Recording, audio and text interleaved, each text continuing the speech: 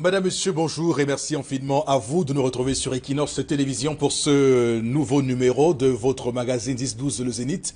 Nous sommes le vendredi 22 mai 2019, 22 mars 2019. On va penser au Zimbabwe, au Mozambique et au Malawi qui continuent à subir les affres du cyclone Idai. Et on voit très bien que les décès continuent à se faire proclamer à travers tout ce qu'il y a comme opérations concernant on va dire l'humanitaire et tout ce que le PAM, le Programme alimentaire mondial, fait sur place dans ces trois pays de l'Afrique australe, et que actuellement les choses ne sont pas très bien engagées pour la suite, puisqu'il y a encore des barrages qui pourraient rompre dans un pays comme le Malawi ou le Mozambique. On voit très bien que là-bas également les risques sont encore présents. On parle également ce matin du Brexit qui est toujours, on va le dire, très bloqué à travers la Grande-Bretagne, qui n'arrive toujours pas à voter cet accord de sortie de l'Union européenne. Et ils ont jusqu'au 12 avril prochain, puisque les 27 États membres de l'Union européenne ont voté hier pour accorder ce moratoire aux députés britanniques qui doivent se prononcer le 12 avril prochain, ou peut-être se retrouver au 22 mai prochain, et pourquoi pas participer aux européennes qui vont se tenir en mai prochain, et du coup rester dans l'Union européenne et sonner là le là d'une impossibilité de sortir de l'Union européenne. Madame, Monsieur, comme chaque matin, nous attellerons à parler des sujets et d'autres, et ceux qui sont les acteurs de cette agora sont en place, comme chaque matin également. Monsieur Bachou Chalamel, bonjour et bienvenue. Bonjour Monsieur Eric Fopoussi Negou. Bonjour à tous les téléspectateurs. J'ai dit bonjour ce matin à Monsieur Ernest Dikoum, directeur de Cameco. Salut. 6 aéronefs de Cameco cloués au sol, à telle enseigne qu'on est obligé de louer un Embraer, un avion de type brésilien, à la Guinée équatoriale pour pouvoir allier. Le dia Boeing 737 est cloué au sol. Il attend 14 milliards pour le dépanner parce que quelqu'un aurait eu la maladresse de laisser une vitre ouverte. Il aurait pu à l'intérieur. Bravo. Vive le Cameroun. Bravo. Voilà, la Cameco qui continue à être hantée par ces vieux démons. On voit très bien que là, ça ne bouge pas. Ça n'avance surtout pas. Chalamel Bachou, 10h30, rendez-vous pris pour votre colère. C'est très bien. On va également dire bonjour à Karine Sontia ce matin. Bonjour Eric Fopoussi, bonjour aux téléspectateurs. Quels sont les mécanismes mis sur pied par le gouvernement camerounais pour protéger l'écosystème suffisamment fragilisé après 50 ans de pillage? Aux dernières nouvelles, près de 25 souches d'essence exploitées illégalement dans le Mbamekim et dans plusieurs localités du Cameroun. Arrêtez le massacre. Voilà, Karine Sontia avec nous ce matin sur Equinox Télévision. Également, Foubon Bengal, bonjour et bienvenue. Bonjour, Monsieur Fopoussi Negou. Bonjour à vous, chers téléspectateurs. Moi, je m'interroge sur quel régional on va organiser bientôt. Le projet de loi sur la table des députés. Déjà les grincements dedans. Voilà. Merci. Voilà, les élections régionales qui vont arriver très bientôt, mais sauf que c'est avant les municipales qui devraient donc renouveler le collège électoral. On va donc se fier au collège électoral de 2013, dont le mandat est expiré depuis bien longtemps et qui ont bénéficié d'une prorogation de mandat de la part du chef de l'État. On voit très bien que là encore il y a un malaise, et de nombreux experts et observateurs de la scène politique camerounaise évoquent un deuxième hold-up électoral en cours après celui des sénatoriales. Madame, Monsieur Desmarons, le programme de ce matin avec la première articulation. Voici l'histoire du jour avec tendance cogne, la voyageuse. Bonjour et bienvenue. Bonjour Eric. Bonjour à tonton Thierry. Tonton Thierry qui est en colère. Waouh, il y a des choses ici dehors. Tonton Thierry qui dit qu'il va brûler tous les habits de sa femme. Il y a une femme qu'on va brûler tous ses habits aujourd'hui. Il dit qu'il ne comprend pas comment sa femme est tout dans le sexy. Sexy, destroy, colango, moulango, tout c'est toujours elle. Quand il veut parler, il dit que ouais, B, je suis une jeune femme, je dois être comme, je dois refléter mon image. Quand elle doit refléter son image, je perds mon mot. Même quand il y a deuil, quand elle est au deuil, soit elle a le pantalon, soit elle a le destroy, soit même quand elle a une longue jupe, il y a toujours un petit truc nyanga.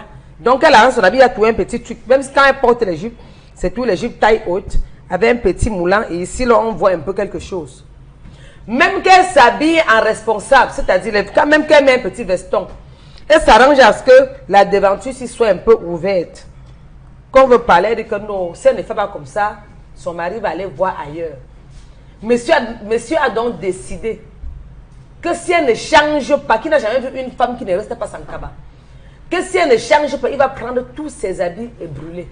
Ouais, c'est une bonne solution. Il faut brûler. Brûler les habits d'une femme, oui, tout. Elle dit que non, elle veut seulement être à la mode, vu son âge, qu'elle n'est pas vieille, elle est une jeune femme mariée. Pourquoi elle doit porter le cabas? Pourquoi elle doit mettre les gants? Pourquoi elle doit mettre les pagnes? Monsieur dit qu'il est fatigué de marcher avec madame, elle est toujours soit en mini.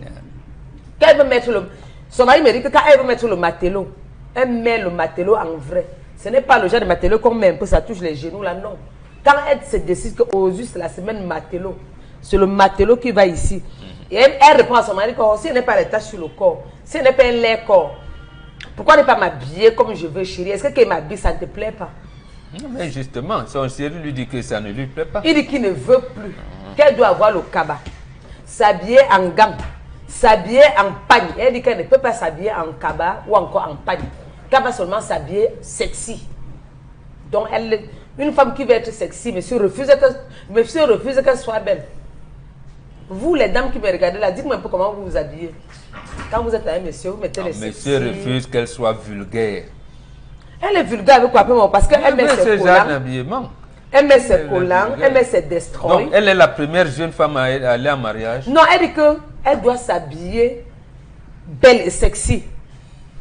Ce n'est pas comme si elle s'habillait pour les shows, qu'elle s'habille uniquement pour son homme.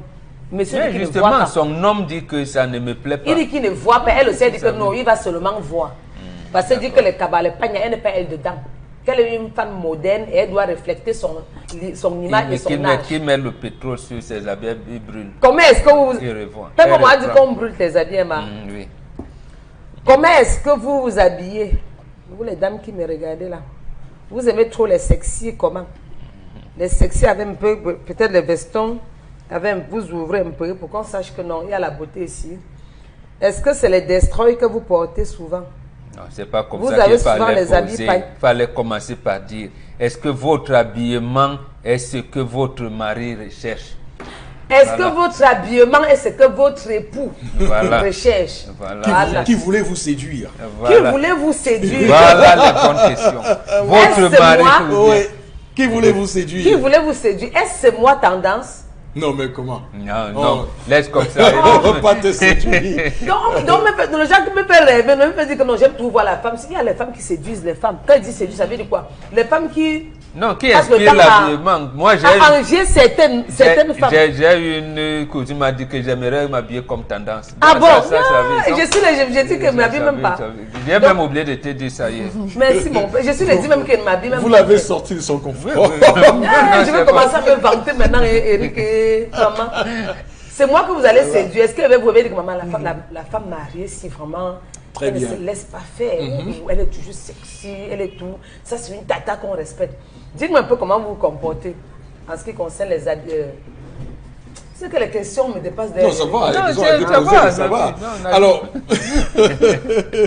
Alors, il semble que j'écoutais d'ailleurs tout récemment une féministe camerounaise qui en faisait état donc sur les réseaux sociaux et qui semblait fustiger le fait que désormais on ait infantilisé la femme et qu'on voit des hommes qui imposent aux femmes la manière de s'habiller, la manière de se comporter dans la société, et elles estimaient que cela allait à l'encontre de l'émancipation de la femme, parce que la femme s'émancipe, c'est pour avoir l'autodétermination de ce qu'elle met sur son corps, et elle parlait à cette époque du corps de la femme aussi, en estimant que la femme a le droit de disposer de son corps comme elle veut, et que si on veut catégoriser la femme dans un type restrictif d'habillement, ce serait nuire à ses droits. Donc, on est dans un contexte de mariage, de couple, et on voit très bien que cette femme mariée charrie beaucoup d'inquiétudes de la part de son époux, qui estime que l'habillement qu'elle aborde n'est pas un habillement digne de ce que lui rechercherait. J'avoue qu'il y a de nombreux hommes qui trouvent tout à fait normal que leur femme s'habille de manière légère, légèrement, parce qu'ils veulent bien avoir le résultat de leur conquête à leurs yeux et profiter de la belle vue du balcon du balcon et de la terrasse. Mais il y en a qui ne sont pas de cet avis et qui estiment que la femme doit rester digne en toutes circonstances, et qui n'acceptent même pas que leur femme soit habillée de manière légère, même lorsqu'elles sont à la maison, même lorsqu'elles sont entre les quatre murs de leur maison, parce qu'il y a des femmes qui ont cette manière de faire lorsqu'elles sont à la maison. Quand elles vont à la cuisine, elles s'habillent légèrement, voilà, mais lorsqu'elles sortent, elles s'arrangent à être dignes. Bon, il faut qu'on sache ce qu'est être digne au final. Alors bon, Bengan, est-ce que vous comprenez cet homme? Tout à fait, et oui, je suis d'accord avec lui à 200%. Parce qu'il y a une différence entre s'habiller légèrement et être vulgaire. Sa femme est vulgaire. Sa femme est vulgaire. Deuxièmement, sa femme ne comprend rien. Et puisqu'elle ne comprend rien, elle ne sait même pas ce qu'elle doit faire, et surtout ce qu'elle ne doit pas faire. Vous dites, je veux m'habiller pour te séduire, mon chéri. Je dis que d'accord, ma chérie, mais ce n'est pas ce genre d'habillement que je veux. Il dit non, je m'habille comme ça, sinon tu vas voir ailleurs. Je dis, mais je te dis que ce n'est pas ce genre d'habillement. Tu veux bien me séduire, mais ce n'est pas ce type d'habillement que qui me séduit. Voilà. Donc, elle ne comprend pas. Voilà, elle est dans la vulgarité. Elle ne comprend pas ce que c'est que le mariage. En fait, elle veut se satisfaire elle-même en pensant que, en mettant le nom de son mari au devant pour soi-disant non. Et c'est pour cette raison, effectivement, parce que son mari se rend compte que soit ses amis lui disent, mais madame, quel est ce type d'habillement? Vous acceptez que madame s'habille comme ça? Il ne peut pas leur dire que mais cette femme-là, elle ne comprend pas, elle ne veut pas montrer, comment je vais dire, les écarts de langage qu'il y a au sein de son couple, et montrer qu'ils sont divisés. Il est donc obligé d'envisager des mesures fortes, en lui disant, je vais brûler tes habits. Mais tu ne changes pas, je vais brûler tes habits. Donc, c'est ce type de langage qu'il faut tenir. Parce qu'en fait, vous voulez satisfaire votre homme. Il vous dit ses désirs, ses besoins et tout. Vous dites non, je passe outre. Mais vous continuez à dire c'est vous que je veux. Non, en fait, elle ne comprend rien. Alors, mais la question qu'on pourrait se poser est celle de savoir, est-ce qu'on s'habille, est-ce que le fait de s'habiller n'est pas l'affirmation de son indépendance personnelle propre? D'abord, vous avez bien fait de relever ça. Oui. C'est ce qu'on appelle l'émancipation de la femme en Occident. En fait, il y a un terme que les femmes elles-mêmes se sont rendues compte qu'elles étaient dans la vulgarité. Elles ont éliminé ça pour montrer autre chose. C'est la libération du sexe qu'on parle. Ce n'est pas, puisqu'on n'interdisait pas la femme d'aller à l'école. Ça a bien commencé là-bas, chez eux en Occident. Il y a peut-être la seule chose, c'est le droit de vote. Oui. Mais ce n'est pas ça l'émancipation de la femme. Elle voulait donc se libérer, être vulgaire, parler d'elle, de tout et tout. Parce que, comme elles disent, elles aiment sentir leur corps. D'accord. Donc c'était la libération du sexe. Oui. Parce que c'est pour cette raison qu'aujourd'hui, elles ne savent même pas comment poser le problème de droit. C'est pour ça qu'elles sont embarrassées, elles ne savent pas ce qu'elles recherchent. Mais est-ce qu'on ne peut pas comprendre ces femmes qui respectent ces principes de dignité, comme vous le dites, en termes d'habillement, et qui au final se rendent parfois compte que leur mari, leur époux, se retrouvent avec des femmes qui sont à l'opposé de ce qu'elles sont à l'extérieur? Mais qu'est-ce qu'il leur dit? Que c'est l'habillement dos dehors et ventre dehors qui intéresse leur mari?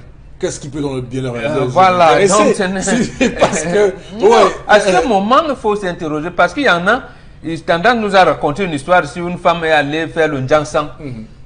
Son mari lui dit non, moi j'aime ton teint noir.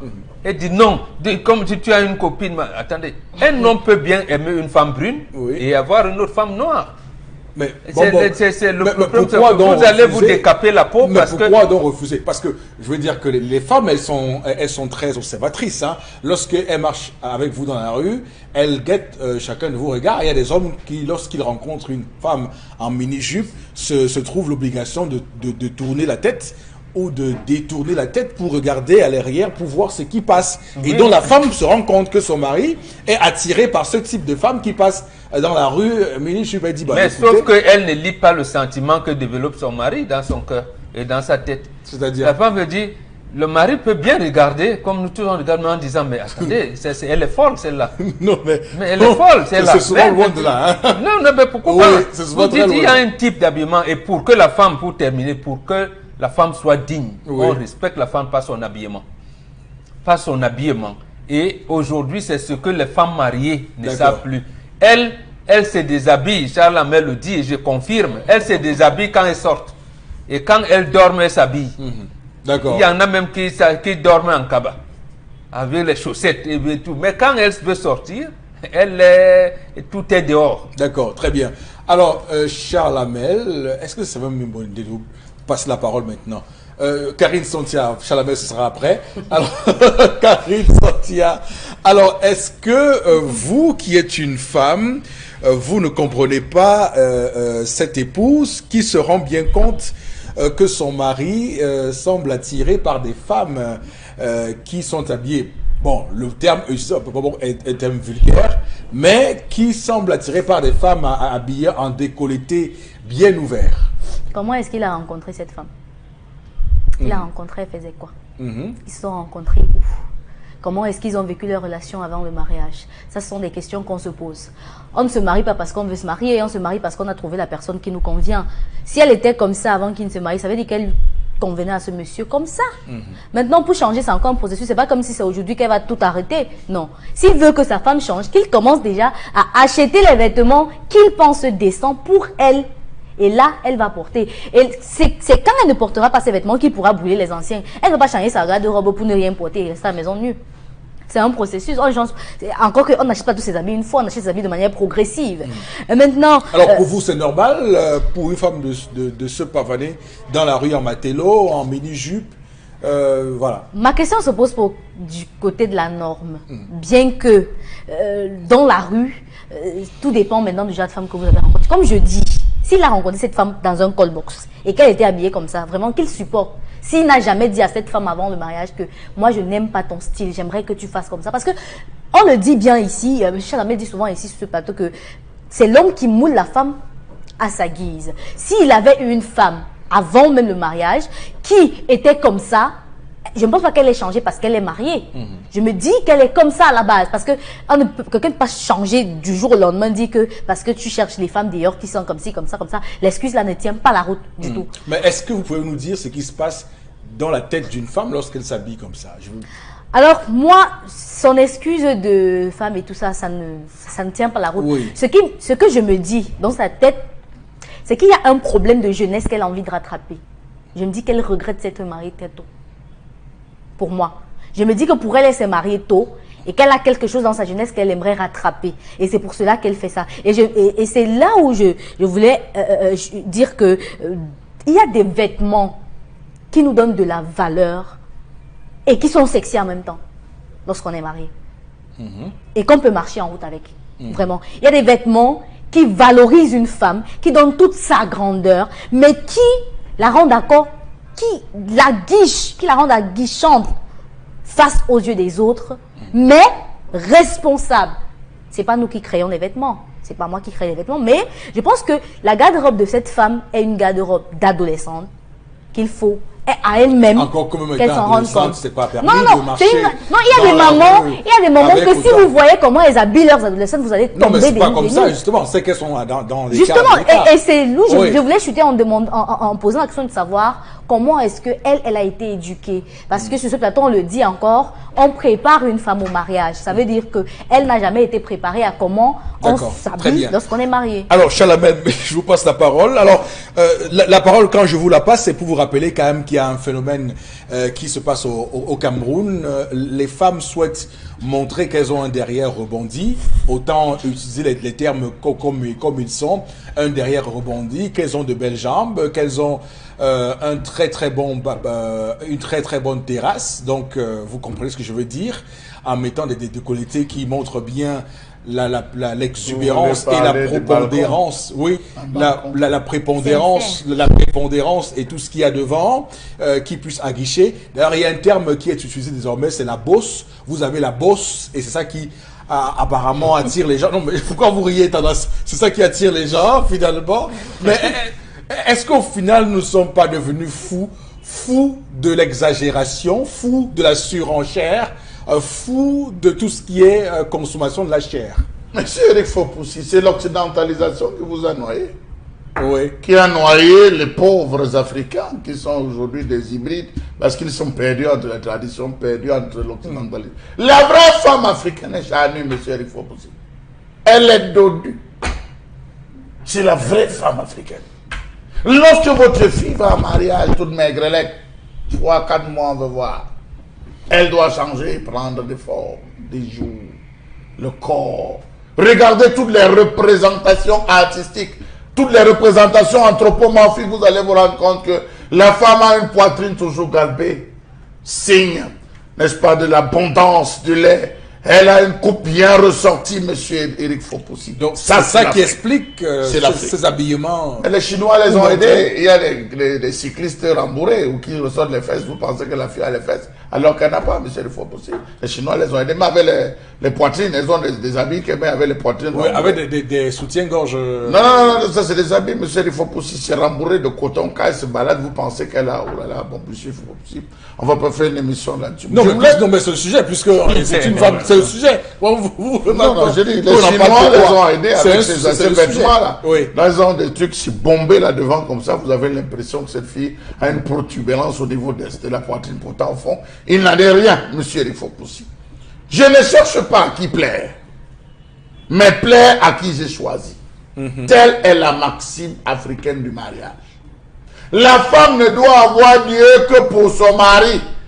Et non avoir Dieu que les yeux sur lesquels son mari pose le regard.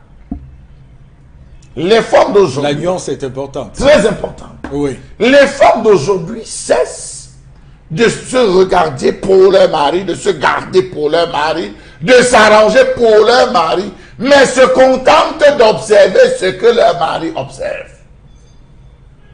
J'ai vu mon mari regarder une série d'amour. Il regarde trop, il aime telle actrice, il faut que. On sort le mari sur le bain ou le mari assis dans la voiture, devant c'est une jeune fille, parce qu'il regarde, elle dit il aime les filles qui mettent les strings. On n'a que des femmes artificielles, monsieur Fopoussi. C'est des femmes artificielles, superficielles. Mais est-ce que c'est dénué de sens justement de tirer des conclusions après avoir vu votre mari être écarquillé les yeux avec beaucoup d'admiration face à un string dehors? Monsieur Fopoussi, comment vous savez qu'il admire? Comment c'est-elle qu'il apprécie? Il périt pour dire, oh vraiment, c'est le pauvre fille d'aujourd'hui. Vous croyez qu'il apprécie? Vous comme moi savons que parfois c'est un homme qui regarde parfois l'air égaré, l'air étourdi. Non, monsieur Fopoussi, une femme qui connaît son mari ne s'amuse pas. D'accord. Une femme qui connaît son mari ne perd pas le temps, ne s'arrête pas sur des détails. Encore que monsieur Fopoussi, il y a plusieurs types d'hommes. Il y a des hommes qui sont discrets, qui aiment vivre de manière discrète. Il n'aime pas qu'on le sente, qu'on le voit vivre. Il n'aime pas les exubérances. Il n'est pas dans les exubérances, monsieur Fopoussi. C'est quelqu'un qui aime vivre caché. Et je pense que cette femme, lorsqu'elle a rencontré ce gars, elle vivait. Le monsieur lui a donné le rythme de vie. À un moment donné, vous savez, au début du mariage, l'homme a encore toutes les forces. Il parle, la femme écoute. À un certain âge, l'homme baisse la garde. Qu'il le veuille ou non, le poids de l'âge, les charges, il y a certaines choses que la femme fait. Il balance seulement le revers de la main. Donc voilà un homme qui se ressaisit parce qu'il se rend compte que sa femme se déshabille littéralement pour sortir. elle met les poitrines, les épaules dehors, elle met toutes ses cuisses à l'extérieur. Parce que ça, il faut le dire.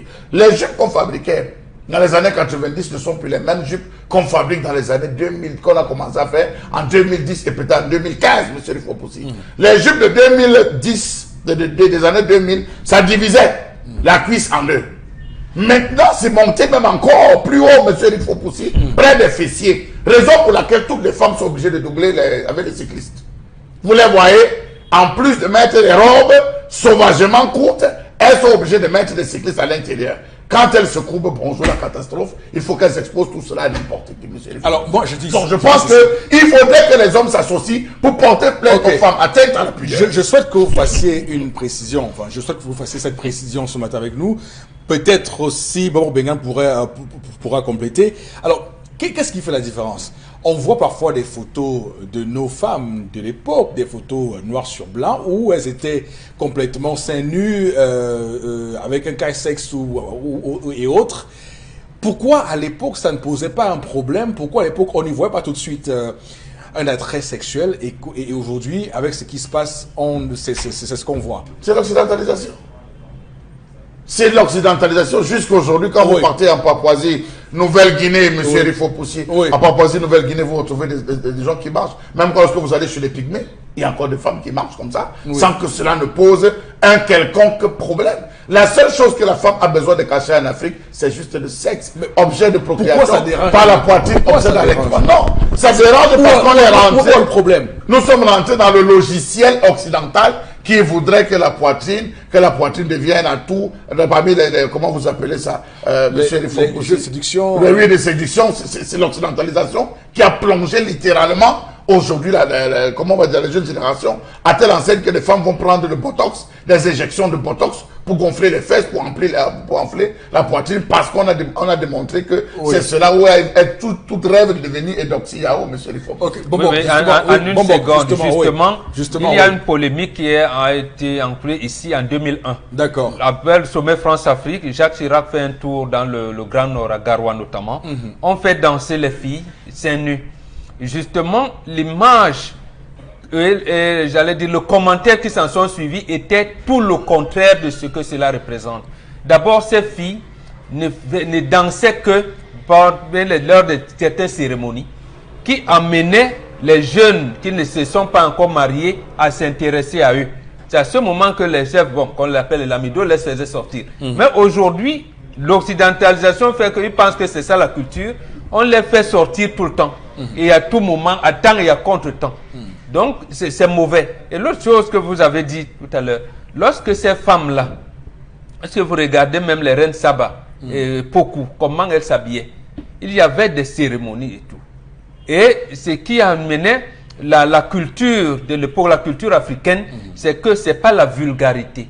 C'est-à-dire, lorsqu'on observe, on regarde leurs bracelets, et on observe, et on n'était pas porté vers le sexe.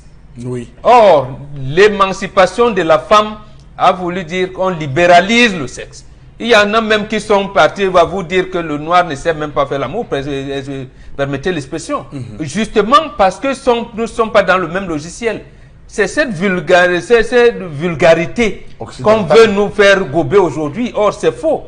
Et pour cette raison que je parle. Moi j'ai une question. C'est une question que je pose. Parce que j'ai le sentiment d'ailleurs, et peut-être vous partagez le même sentiment que moi, qu'à l'époque, quand on voyait ces femmes seins nus, on ne pensait pas directement au sexe. Pourquoi maintenant, quand on les voit seins nus, on pense au sexe? Mais je vous dis que l'Organisation des Nations Unies, en produisant cela, a libéré le sexe. Et c'est le sexe partout. Regardez, c'est ça qui se matérialise même dans les séries télévisées que vous regardez. Or, ici chez nous, justement, lorsqu'on allait circoncire le jeune garçon, on lui interdisait de se laver désormais avec les filles. Or, il savait bien que papa, il sera un homme de main. La fille qui commence à voir ses premières règles, on la prépare à être femme. Or, ce n'est pas le sexe qui, pour nous, était primordial. Parce qu'on vous dit, vous allez l'utiliser, mais le moment viendra où vous allez l'utiliser et à bon escient. Aujourd'hui, c'est cette vulgarité qui amène, par exemple, en France, on vous dit qu'une jeune fille peut avoir des rapports sexuels consentantes à 15 ans. Et quand on vous autorise donc que vous pouvez avoir des rapports sexuels consentants à 15 ans, ça veut dire que vous pouvez vous marier. Ça veut dire. Or, chez nous, c'est une fillette. Très bien. Ok, c'est compris. Alors, Tendance va également dire un mot sur l'histoire de ce matin. Tendance, qu'est-ce que tu penses? Tonton Thierry, pardon mon père, pour l'amour de Dieu. Tu as ma... Pardon papa, écoute mamie Juju, ne brûle pas ses habits. Je la comprends. Elle veut être à la mode, elle veut être belle, toujours sexy, pour te séduire aussi. Non. Mais sois moins dur avec elle. Elle ne t'a pas dit qu'elle s'habille comme ça pour aller voir le show ou encore pour aller voir les hommes. Elle reste ton épouse et elle t'aime. C'est par amour qu'elle fait ça. Où tu ne passes pas là, c'est où ton mari passe. Il y a des moments où tu vois une fille, tu dis que la fille c'est laide jusqu'à. D'abord qu'on n'insulte pas les gens. La créature de Dieu, on n'insulte pas les gens. Ce n'est pas bien.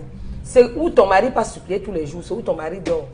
Mais tu dis aussi à ta copine d'écouter son mari. Non, son mari le problème c'est qu'elle paie mon bon. Le problème c'est ça. que, est-ce qu'il est prêt à donner l'argent pour qu'elle refasse sa garde-robe? Mais justement, est-ce qu'elle a demandé ça? C'est facile de dire qu'il doit brûler ses habits. Mais est-ce qu'il est prêt alors à lui remettre de l'argent que ouais, comme tu vois là, va te coudre les habits comme ça. J'aimerais que tu t'habilles en pagne. Voilà, achète les pagnes ou encore, voici les pagnes que j'ai achetées. Prends l'argent pour aller coudre. C'est très facile. Mais maman, au nom de l'amour aussi, diminue quand même. Tu peux quand même mettre tes vestons, mais ne fais plus qu'on voit. Donc, ne déboutonne plus, non. Ne fais plus qu'on voit un peu. Ça, c'est ce qui l'énerve. Les collants aussi, elle peut mettre. Les destroy aussi, qu'elle met un peu déchiré là. Elle peut mettre. Elle peut mettre, mais. Quand même, tu es mamie Jujubre. Mamie Jujubre. Dis-lui seulement d'écouter son mari. Dis-lui seulement d'écouter son mari. À nous, ici, nous sommes au temps moderne. Vous avez raison. Tu dois l'écouter, mais il y a un air dedans. Nous sommes au temps moderne. Et à l'heure, si quand tu te négliges, il y a les petites là dehors qui sont prêtes à récupérer. Non. Donc toutes les femmes veulent se mettre à la mode. Les femmes veulent être belles, être tout sexy. Même moi qui suis à la 3e corde là, rendez-vous à 45 ans. Vous n'avez pu me connaître. Peut-être c'est même là-bas que je vais commencer à être sexy. Sexy jusqu'à... Tout ça parce que j'ai aussi peu à peur mon Tendance, dans le principe, tendance, lorsqu'une femme achète un vêtement, qu'il soit érotique, qu'il soit un sous-vêtement ou je sais pas moi, un vêtement normal, elle attend le soir lorsqu'elle se retrouve dans la chambre avec son époux, elle teste l'habit en lui disant, chérie, comment est-ce que tu vois cet habit? Est-ce que je suis belle à l'intérieur? L'homme donne son appréciation à ce niveau. Ça suppose que cette femme, pendant longtemps, a pris sur elle de cacher ses vêtements. Même l'homme, lorsqu'il va faire coudre un vêtement, il rentre, il essaye, afin qu'on donne une appréciation. Est-ce que le couturier a réussi? Le styliste a-t-il réussi? Est-ce qu'il faut changer? Ce n'est pas lors de la sortie qu'on découvre le vêtement tendance. Non, c'est une mamie Nyanga. Elle veut toujours être... Mais qu'elle est dans le nom de mon fils. Elle veut toujours être... Elle ne dit pas qu'elle veut se dire. D'accord, très bien. On va lire les messages à présent avec vous, Karine, des téléspectateurs. Bonjour à vous. Pour moi, si la femme fait cela, elle ne trompe pas son mari. Je ne trouve pas un problème. C'est un problème, mon fils. Qui a signé le message? Le message n'est pas signé. Ok. Un autre message, je trouve tout simplement que cette femme n'a pas confiance en elle-même. Par conséquent, en voulant séduire son mari, elle se rend plutôt vulgaire à ses yeux. Les filles qui sont rapides dehors. Alors, un autre message, il faudrait que les femmes comprennent une bonne fois pour toutes qu'être sexy, c'est d'abord être bien habillée, en fonction de son âge, du lieu où on va. Une femme n'impose pas le respect ou de l'admiration, elle les suscite. Vanessa de Bonamoussa dit. Merci Vanessa. Un autre message. Vous distribuez les bons et les mauvais points. Merci ma fille. Quand on se marie, il y a un style d'accoutrement qu'on doit oublier. Elle peut porter ça pour rester à la maison, à côté de son mari. Idriss de Yaoundé qui nous écrit. Un autre message. Même à côté là, hein, c'est pas permis tout ça. Parce que il y a des femmes. Non mais non. Il y a des femmes qui estiment qu'elles doivent rester. Non, à la maison, non, arrêtez ça. Arrêtez ça. Arrêtez ça. Un petit moulin, non. La mort de ça. Une femme qui veut qu'on la respecte doit s'habiller décemment. Karine depuis Paris. Ça, c'est à la maison comme à l'extérieur. Si vous exhibez votre corps en public, vous acceptez donc, vous prêtez au jeu. Acceptez donc être un objet de jeu pour les femmes. La vraie femme est discrète, donc respectable. Tondongang Denla Futuni. Ah, il a un là, oh, maman, où il y a ma belle famille, pas maman. Je m'ajose, maman. Tous les grands couturiers sont les hommes. Un message. Tous les grands couturiers sont les hommes. On va prendre un autre. Pour moi, les femmes mariées de nos jours s'habillent à la mode. Tout simplement à cause d'un combat qu'elles subissent avec les petites filles de maintenant qui brisent leur foyer. Donc, ces dernières sont obligées de se vêtir comme ces jeunes filles. Pour moi, les femmes mariées de nos jours-là, c'est le message en question. Ok. Non, moi je pense, monsieur Eric Fopoussi, que nous, on prend souvent les photos de nos mamans, nous présentons. Vous vous rappelez, à la fête des mamans, vous voyez chaque personne prend les photos de sa maman, il met. J'ose croire que dans 10-20 ans, les enfants d'aujourd'hui ne pourront pas mettre les photos de leur mère sur la toile, monsieur Eric Fopoussi, parce que c'est des jeunes filles aujourd'hui. Je dis, ils auront honte de mettre les photos de leur maman sur les toiles. Nous, aujourd'hui, on met les photos de nos mamans avec fierté, mais je dis, dans 10-15 ans, on ne pourra pas mettre, les enfants ne pourront pas mettre les photos de leur maman, des piercings par là, des tatouages. Une équipe de black filles là, qui a remis la photo de leur maman qui était tressée au fil. Au fil. Au fil. Et je verrai donc. Vous parlez de Black Fifi. Ça m'a plu. Et elles ont découvert que leur maman savait aussi faire les afros. Ok, on va terminer là pour les messages. Madame, monsieur, merci de rester sur Equinox. Voici la colère de Charlamel.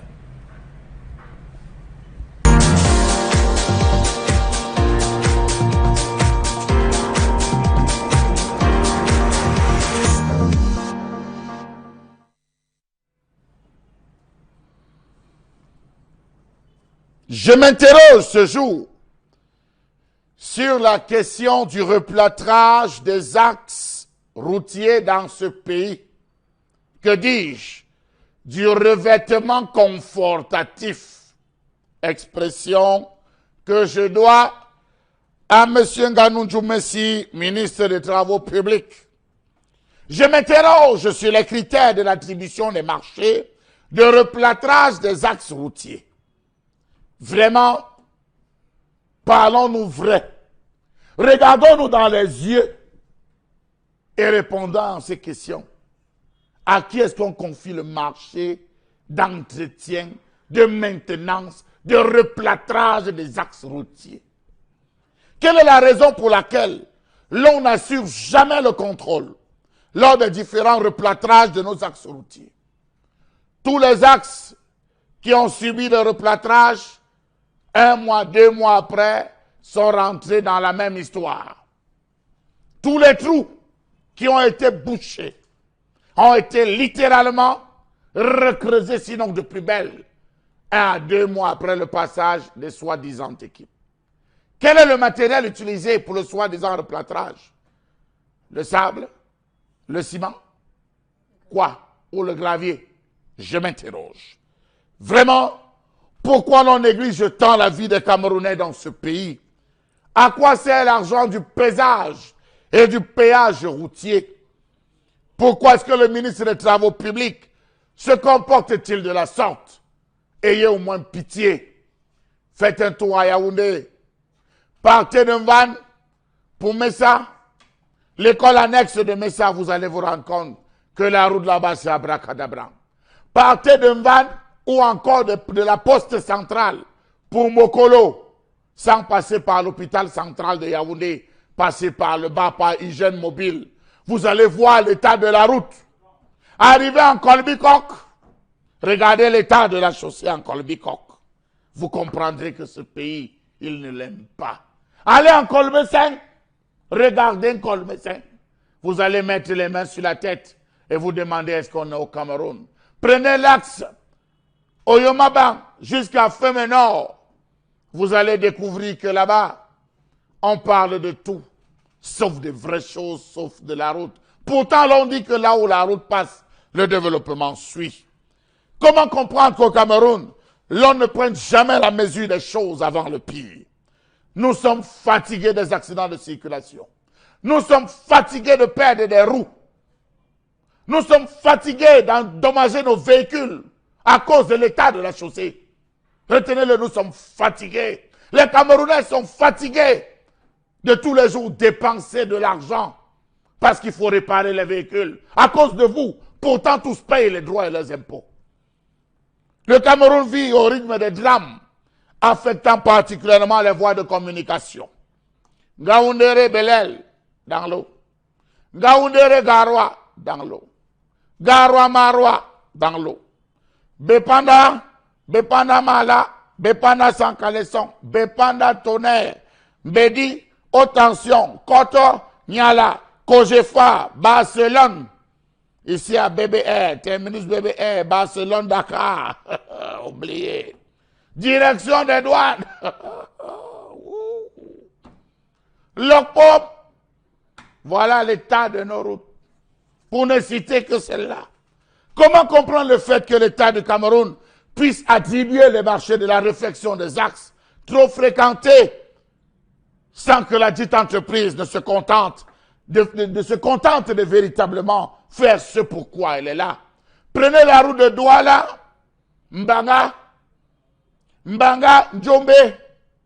Vous allez vous rendre compte que là-bas encore, les nids qu'on a replâtrés il n'y a pas longtemps sont encore réouverts.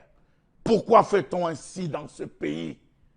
Pourquoi les gens travaillent comme s'ils étaient locataires au Cameroun? Vous semblez être tous des locataires dans ce pays. Personne ne travaille avec le cœur.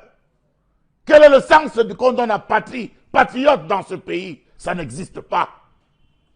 Ceux qui ont pris la route ce week-end ou qui vont la prendre vont se rendre compte qu'au niveau de Maléké jusqu'en Konsamba, l'autoroute est bardée de trous à cratères variables.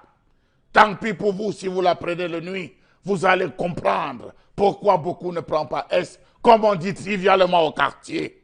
Comment comprendre le fait que le traitement des dégradations avec des matériaux bitumeux soit extrêmement lent, mieux tarde à être livré? Qu'est-ce qui peut occasionner ce ralentissement grave?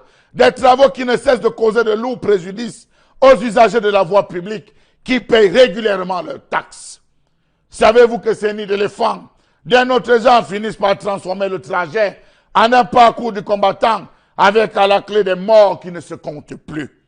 Permettez-moi de vous dire ce jour qu'au vu des constats de la lutte contre les accidents de la circulation qu'on enregistre sur nos routes, que ce combat est loin d'être gagné avec ces entreprises qui, au nom du copinage gombotique, font ce qu'ils veulent quand ils veulent. Allez à Yassa, vous allez voir.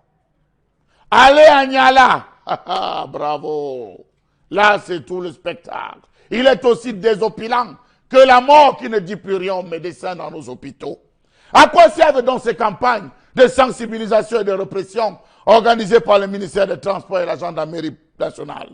Savez-vous que la majeure partie des axes routiers, loin d'être un objet de plaisir pour ceux qui voyagent en raison de la végétation naturelle, de part et d'autre de la route et du relief pittoresque, a désormais fait place à la peur et à l'anxiété chez les passagers tout au long du voyage à cause de la recrudescence des accidents avec des pertes en vies humaines et des dégâts matériels importants. Prenez l'axe du boulevard de la République. Je ne vous en dis pas plus.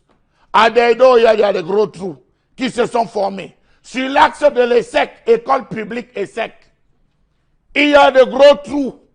Je pense que c'est la bouche d'égout même qui a lâché. On a mis un bâton pour signaler à ce niveau. Vraiment. Nous sommes tous donc finalement des locataires. Mais sachez qu'il y a encore des gens qui aiment ce pays. Charles-Amel Bachou avec cette colère ce matin, avec évidemment l'idée de ces nationales et de ces autres routes et voies qui sont et qui relèvent la compétence des délégués du gouvernement auprès des communautés urbaines. Alors, je voudrais quand même rappeler qu'il y a des choses qui ont été faites avec l'avènement et l'arrivée au ministère des Travaux publics de Emmanuel Ngalonjo Messi, qui a initié de nombreux travaux confortatifs sur nos axes routiers. On voit très bien que ça commence à porter ses fruits. On va dire que actuellement, il y a de nombreux axes routiers qui ont bénéficié de ces travaux confortatifs, de ces revêtements et qui aujourd'hui permettent de bien apprécier le travail qui est fait à la tête de ce ministère des Travaux publics par le ministre Emmanuel Ngalonjo Messi. En plus de cela, dans nos villes, on va bien se rendre compte que là, pêchent donc nos délégués du gouvernement qui n'ont toujours pas compris qu'il fallait faire les mêmes travaux confortatifs dans les villes et permettre à ce que les axes qui relèvent de leur compétence, la compétence des communautés urbaines soient faites ou soit fait dans les règles de l'art, ce qui n'est pas fait. Et d'ailleurs, c'est la raison pour laquelle vous faites ce matin cette chronique pour bien montrer qu'il y a de nombreux axes qui restent pour l'instant non couverts par ces travaux-là, dévolus aux communautés urbaines. Nous sommes à Douala, on voit très bien que à Douala 5e, par exemple, il y a de nombreuses voies qui ne sont pas qui ne sont pas dans le registre de ces travaux confortatifs. Et chaque fois qu'on essaie de faire des revêtements, on voit très bien que 2 à 3 mois plus tard, on revient à l'état initial, ou pire qu'à l'état initial. Bon, Bengan, sur cette question, qu'est-ce que vous dites? Non, beaucoup de choses. D'abord, Oui. la première, oui, j'apprécie votre langage qui est comme le langage du gouvernement. Il parle de revêtement confortatif. Moi, je suis du côté de Charles Lamel. Nous parlons de replâtrage, de bouchage de trous. Revêtement confortatif voudrait dire, par exemple, que Douala Yaoundé, la nationale numéro 3, qui a déjà plus de 30 ans d'âge, on décide qu'on ajoute notre couche de bitume pour renforcer ce qui existe. Mais lorsqu'on sait que avant Bankomo, il y a tant nombre de trous, on vient du jour comme de nuit, on essaie de casser, c'est le repatrage. Là. Donc lorsque le ministre Nganou Djoumessi le parle, ça veut dire qu'en fait, il nous amène dans le banditisme politique. Oui, absolument. On peut, Replâtrage. peut-être c'était avant, mais depuis qu'il est là-bas, au ministère des Travaux publics, on voit très bien qu'il y a des avancées sur le revêtement confortatif, pas seulement avec les trous, parce qu'il y a d'autres voies où je vous dis, l'accident de Zeka est arrivé en octobre 2016, oui. Le jour où une buse lâche à Maniaï. Oui. Avant que la buse ne lâche, on avait confié le travaux de la nationale numéro 3 à une entreprise dont je ne citerai pas le nom, mais c'était pour faire quoi? Pour défricher des côtés de la route et boucher les trous. Oui. Quand la buse lâche, on se rappelle donc que lorsqu'on faisait les travaux, et on était encore au niveau des levées topographiques pour ce qui aurait pu être l'autoroute aidée à Kribi, on avait détecté 360 buses complètement en état de décrépitude avancée entre Douala et Yaoundé. Et que en faisant l'autoroute aidée à Kribi, on devait également procéder au remplacement de ces routes, de ces buses-là, par des dalettes. Nous sommes, ça fait plus de 15 ans aujourd'hui. Nous sommes même à plus de 20 ans. Non, mais le ministre n'était pas encore là. Mais il est dans le gouvernement. Il était secrétaire général adjoint des services du Premier ministre. Donc, c'est-à-dire quelqu'un qui coordonnait même tout ça. Non. Donc, moi, ce n'est pas le ministre. C'est pas le ministre qui m'intervient. Je veux juste dire que depuis que là, on a justement lancé ce n'est pas lui. De 215 bus. C'est pas lui, puisque avant lui. Non, c'est pas son honneur, ça. Je veux dire que le gouvernement a fait faute. Le gouvernement a failli. Parce qu'avant lui, un de ses prédécesseurs, qui s'appelle Patrice Ambassala, a demandé au gouvernement et on le lui a refusé, à dire que c'est lui l'ingénieur de l'État. On doit l'associer, on a refusé, on lui a dit pourquoi il parlait ça, pourquoi il disait ça. On l'a enlevé. Et puis on s'est rendu compte que Patrice Ambassala avait raison. Donc, on dit, bon gars, fais-nous ça, les enfants là ils parlaient trop. Donc, moi c'est le gouvernement que je vois, je ne vois pas les individus qui sont. Mais on peut aussi voir qu'il y a des individus qui, par leur aura, réussissent à forcer certains... Leur aura, là, j'ai doute.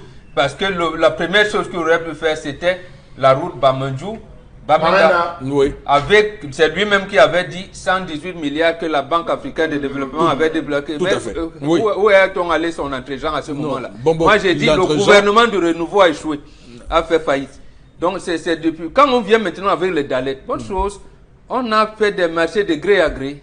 D'accord. Mais même ces revêtements confortatifs, pour prendre ce mot, je prends seulement la nationale numéro 3. Douala Yaoundé, qui réunit les deux villes. Ils savent bien que la voie ferrée n'existe pas. On n'a pas d'avion. On n'a pas d'avion. On n'a pas d'avion. C'est le seul axe qui lie les deux grandes villes du Cameroun. Et on va à quel rythme? Au rythme de la tortue, me diriez-vous.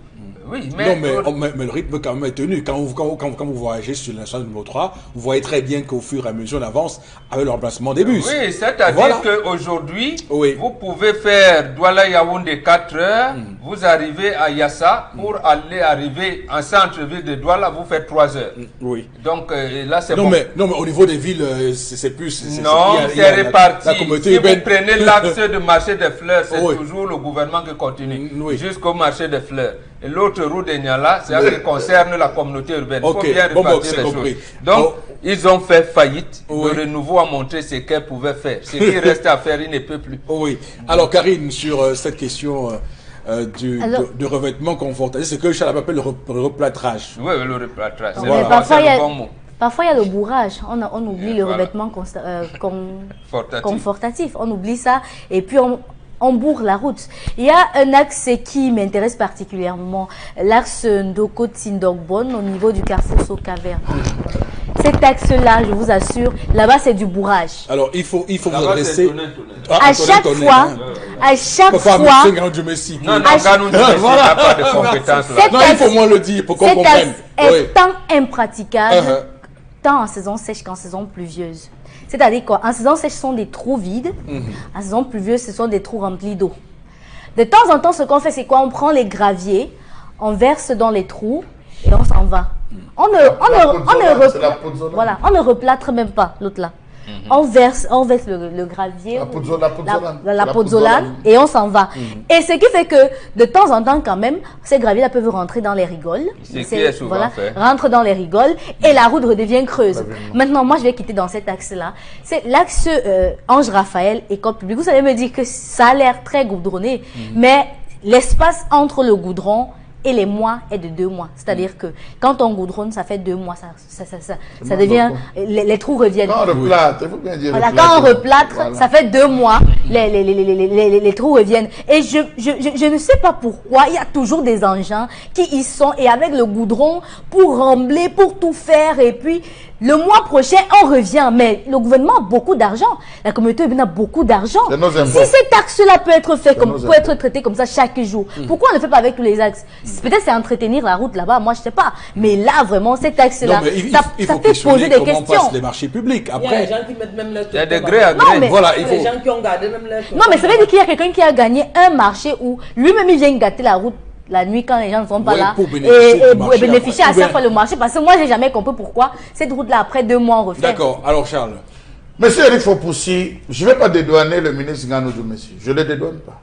Il est tout autant coupable que les responsables des différentes communautés. Il n'est pas question Monsieur Eric Fopoussi, de dédouaner ou pas dédouaner. Je suis en train de dire... Il est question de restituer les faits. Je vous comprends, monsieur Eric Fopoussi, mais il est question de la vie des Camerounais. Prenez la route, ce week-end, c'est vendredi, amusez-vous à prendre la route jusqu'à Mbanga, monsieur Eric Fopoussi. Mbanga doit là, c'est minimum 45 minutes. Si la route était faite, c'est 35-45 minutes. Mais on se retrouve à faire Mbanga, Douala, Mbanga, 1h30. 1h30 Douala, Mbanga, à cause des axes, à cause des trous qu'on retrouve sur l'axe routier. On laisse Mbanga. Nous prenons dans la sortie Mbanga, Djombe. Regardez l'axe à la sortie. Mais c'est vrai, monsieur Eric Fopoussi. C'est vrai qu'il fait des efforts. Mais même les efforts, c'est au vu des accidents. Et la route Douala, Yaoundé est plus fréquentée, est excessivement fréquentée par eux, membres du gouvernement qui tous les jours sont ici à Douala, qui viennent tous les jours ici pour les séminaires et tout le consort, que l'axe de l'Ouest. L'axe de l'Ouest, regardez la route. Ngaoundéré, dans toute la Vina, partant de Bankim jusqu'à Magba, jusqu'à Ngaoundéré. Ils disent que c'est la nationale numéro 1. La transafricaine. Regardez l'état de cet axe routier. Mais monsieur Eric Fopoussi, à un moment donné, il faut se demander, mais tous ces fonds qui sont mis, vous ne pouvez pas, il pleut actuellement à Douala. Demandez-vous comment les gens font pour arriver à Valère Bamena. Partant ne serait-ce que de Babadjo ou Mbombo, pour aller cette zone. Toutes les zones, c'est le replâtrage. Aujourd'hui, on vient, on met un peu de couche, on disparaît. La pluie enlève, on renvoie. Et vous allez vous rendre compte, c'est les mêmes entreprises. À un moment donné, arrêtez de travailler comme locataires. Travailler comme des Camerounais. Voilà, commencez à dire ça d'abord et aussi parce que il y a c'est l'ingénieur de la République. C'est pas lui que c'est lui qui réceptionne. Aujourd'hui, ça commence. Non, non. Voilà. Mala passe les marchés, Voilà. c'est lui qui est l'ingénieur de la Ce qui est République. énervant, On va revenir. où il y a le péage, c'est où il y a les trous. Oui. C'est où les Voilà, trous, merci, où ma les fille. routes ont pondu. Ah, voilà, Merci. D'accord. Les routes ont pondu les trous. Là où l'argent de la route entre, Ok, c'est là où c'est compris. la route est gâtée. On marque une pause, madame, monsieur, de retour dans un court instant pour la suite. Keep walking.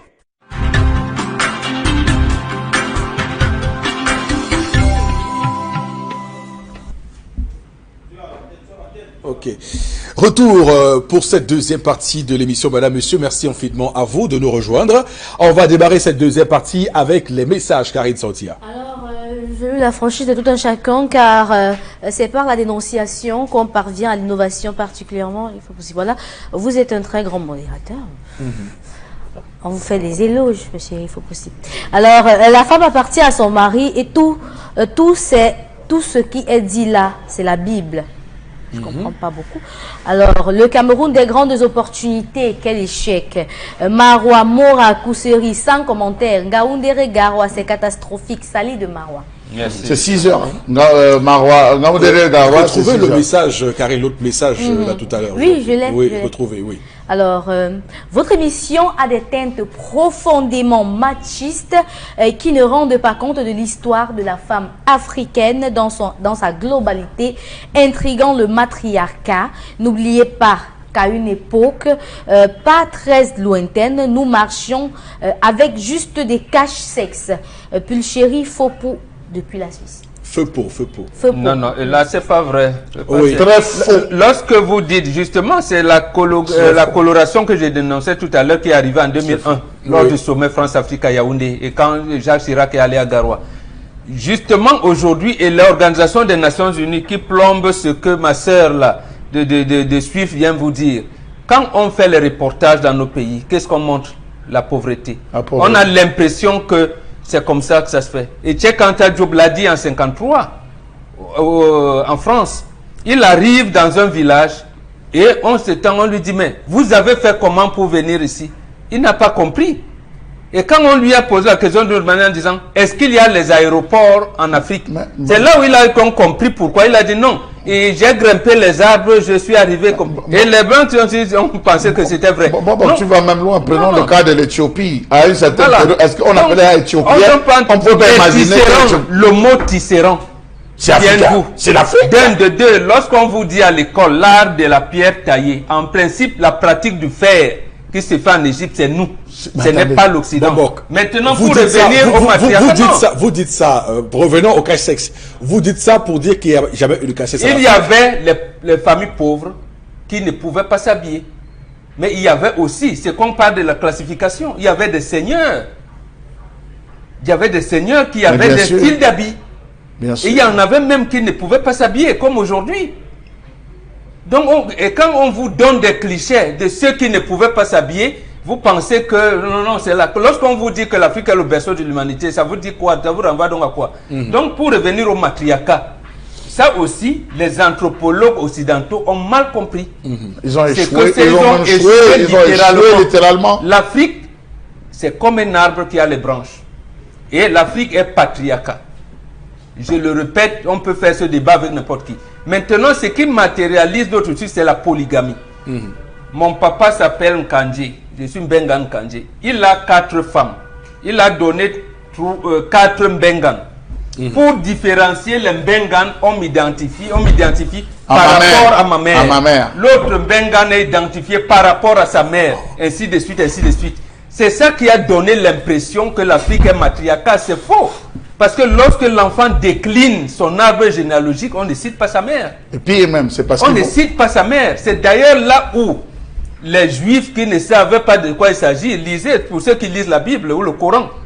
On dit Moïse a enfanté tel, enfanté tel. Lorsque vous remontez même la généalogie de Jésus, on ne cite pas sa maman. Jamais. On dit lui de David, de ceci, de cela. Et ils ont pris ça chez nous. Donc, chers amis, l'Afrique n'est pas Mais matriarcale. pourtant, chez les juifs, on est juif par sa mère. Non, Pourtant. non, justement, c'est venu comment? Ce n'est pas le matriarcat. Ça veut dire quoi? Même chez nous, on a ça. On est sûr que Ngombengan, là, l'enfant qui porte, au moins sa maman porte. Mais le père, c'est un problème. Parce que la maman peut prendre la grossesse n'importe où. Au moins, le sang de sa maman, on sait que l'enfant qui sort du sein de sa mère a le sang de sa maman, mais n'a pas nécessairement le sang de son père. Mais voilà c'est pas, comment...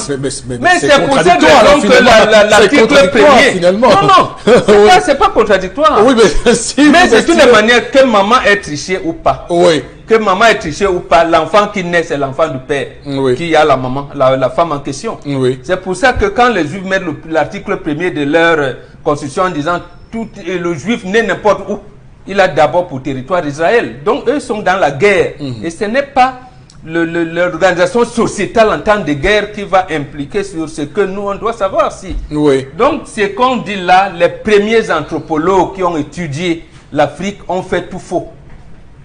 J'ai dit tout faux. Parce que les polygamies n'ont pas su. Lorsqu'on dit Bengan, la fille de Ngobaleba, la Bengan, la fille de tel, on va penser que il s'identifie à sa maman, c'est faux. Donc, vous voulez dire, Bengan, que ce soit un Africain bantou, que ce soit un Africain soudanais, ou celui bantou, les Africains sont les mêmes finalement. Quand un Africain décline son arbre généalogique, il cite son père, son grand-père, ainsi son arrière-grand-père, ainsi de suite, ainsi de suite. Quel que soit l'Africain. Quel que soit l'Africain. Quel que soit l'Africain. C'est clair. Il faut toujours vous commencer par ceux qui vous ont donné, parce que vous n'existez pas. C'est ceux qui vous ont enfanté qui existent. Vous n'allez commencer à exister qu'avec vos enfants. C'est pour ça qu'on on veut savoir si, lorsque vous déclinez votre arbre généalogique, est-ce que vous déclinez par rapport à votre mère ou par rapport à votre père? C'est la question. C'est ça, je dis le père. Je voulais prendre l'exemple des Bafia. Quand vous prenez par exemple un nom, permettez-moi de prendre Camille Mouté, Abidias. Mouté, Abidias. A2, Bidias. Donc on prend la peine de toujours s'identifier. C'est le père qui est en avant, c'est pas la mère. Et même vos textes de loi là, qui sont l'enfant né, qui bien qu'il soit adultéré, né dans le mariage appartient à qui? Tout à fait. 312 en Mondo Vision, j'ai entendu parler ici du président gabonais. Comment il s'appelle? On dit Bongo Odimba, c'est faux.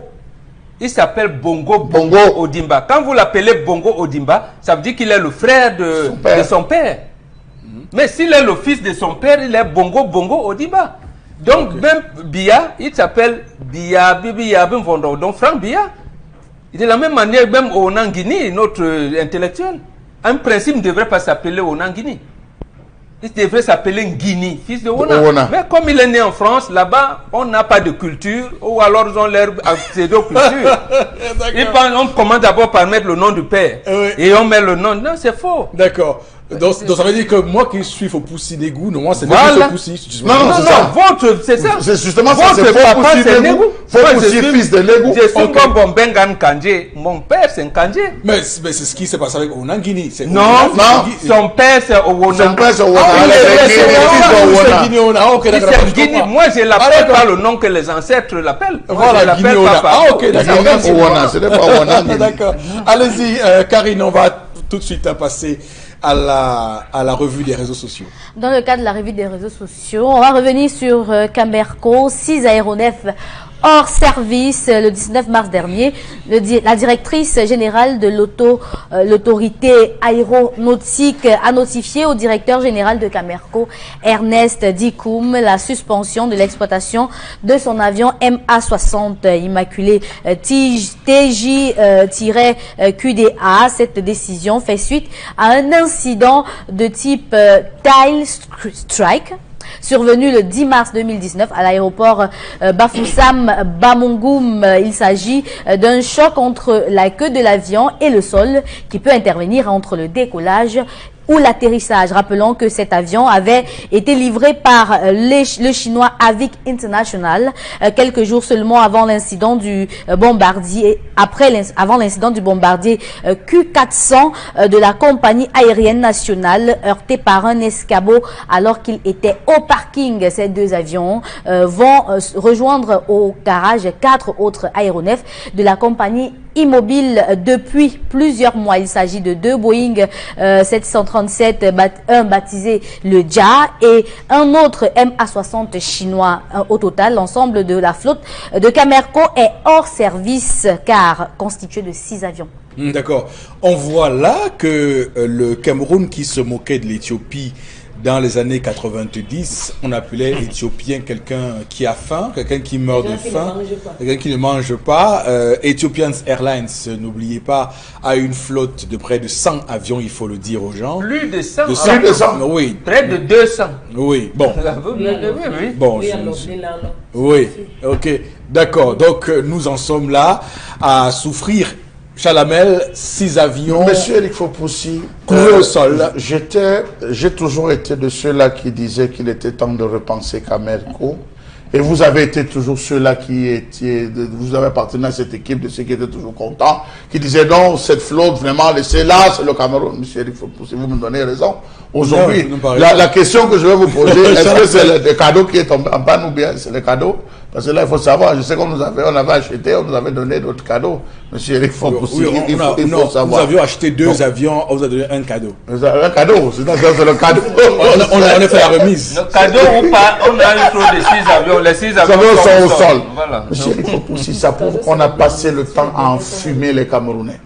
On a passé le temps littéralement à enfumer les Camerounais, disant que la société d'entreprise se portait bien. On a donné des chiffres, on nous a sorti tout un bilan élogieux, tout le monde a applaudi. On a oublié un côté, c'est que l'histoire finit toujours par rattraper. Et l'une des particularités de cette histoire qui rattrape, c'est l'histoire et c'est la maintenance. On se retrouve à ce niveau. Comment se fait-il que ces aéronefs peuvent tomber en panne? Sont-ils tombés en panne tous le même jour? Je doute fort. Ils ont commencé par 1, par 2. Que fait-on du budget prévu, le budget prévu? On a le DIA qui attend depuis. On a le DIA qui attend depuis des années.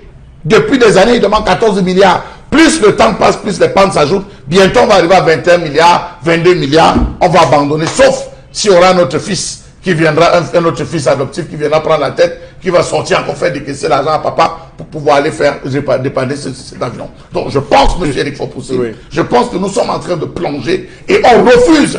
On se refuse volontairement d'accepter que c'est un fiasco total. Il est temps de le penser. Que ce soit le Cameroun aujourd'hui qui va louer un avion, un Embraer à la Guinée équatoriale, monsieur Eric Fopoussi, maintenant. Mais c'est le Cameroun qui devait... Non, monsieur. Mais où est le problème? Rappelez-vous quand Aïdjo quittait de Air Afrique, monsieur Eric Fopoussi, quand le président Aïdjo quittait de Air Afrique, il est parti de là avec la hargne parce qu'il se disait il fallait qu'il y ait un fleuron qui puisse aussi représenter, sauter dans l'air. Il a pensé à Cameroun Airlines, monsieur Eric Fopoussi. Il y a des fiertés dont on ne faudrait jamais rabouer, dont il ne faudrait jamais rabaisser, monsieur Eric Fopoussi. Vous avez dit ça, c'est quoi la solution? La solution, monsieur Eric Fopoussi, c'est repenser totalement. C'est repenser totalement. C'est-à-dire, on a échoué, redéfinir une nouvelle politique. Et pour pouvoir le faire, il faut qu'on commence, on remonte à Dakaï Kanga.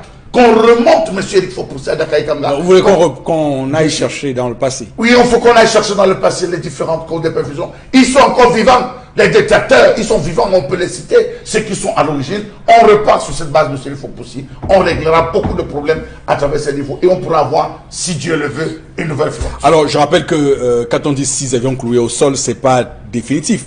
C'est-à-dire qu'on peut les réparer, on peut les dépanner. À hauteur de combien, monsieur? On peut les dépanner, Chalamel. Alors, bon, c'est ce que le dernier avion avait d'avoir fait un taille sec, monsieur. Oui, mais je dis, je dis, bon, Bégan, parce que les gens peuvent comprendre en disant que c'est la mort de Camerco. C'est pas la mort de Camerco. Camerco continue à fonctionner. Alors, bon, Bengan et les vols continuent à se faire, même si, comme vous dites, on a essayé de prendre un avion à la Guinée équatoriale. Alors, bon, Bengan, je suis souvent amusé d'écouter les Camerounais critiquer, comme vous aussi d'ailleurs, Camerco. Mais il y a un problème de fond, c'est que nous avons un gouvernement qui soit fait ce qu'on appelle de la mauvaise gestion en mettant la pression sur les multiples directeurs généraux qu'on a mis à la tête de Camerco, pas des recrutements fantaisistes, des recrutements qui ne sont sur la base de rien.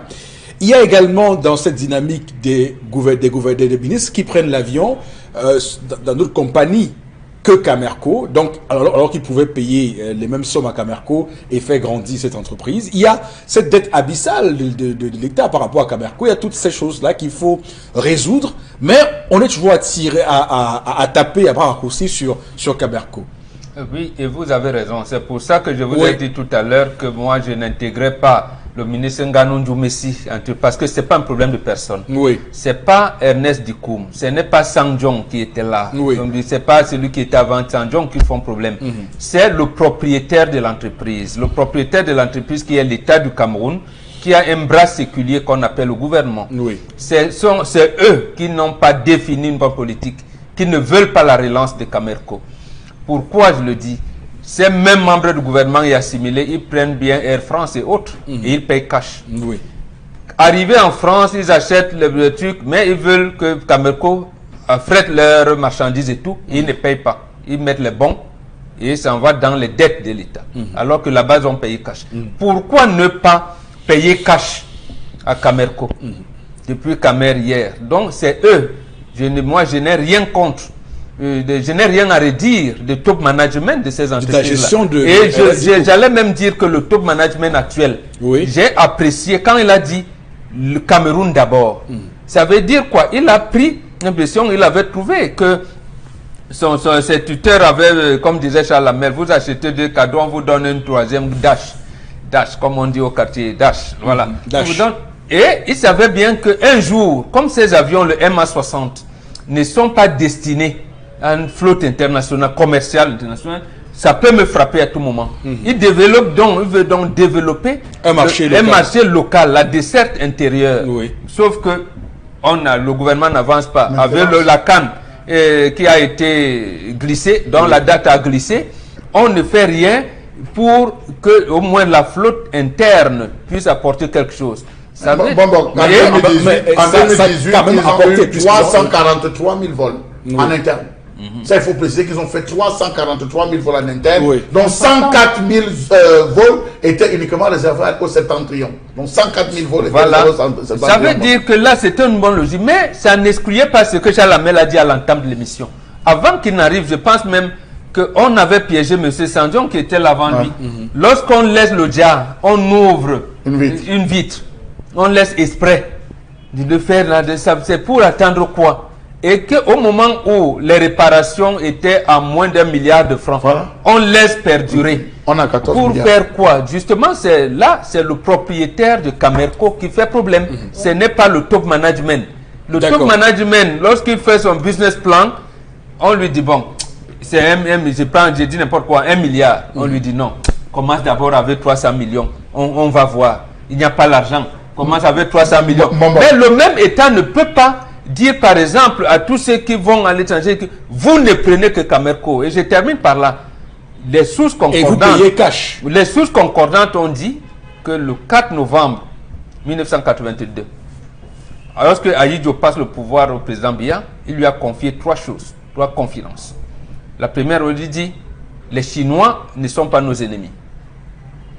Il faut privilégier le nord-ouest dans la géopolitique nationale. Et surtout, il ne faut jamais laisser la Camer. Il ne faut jamais tuer la Camer. Mais de ces 3, quelle est l'orientation que le chef de l'État fait aujourd'hui? J'ai envie de dire aucune.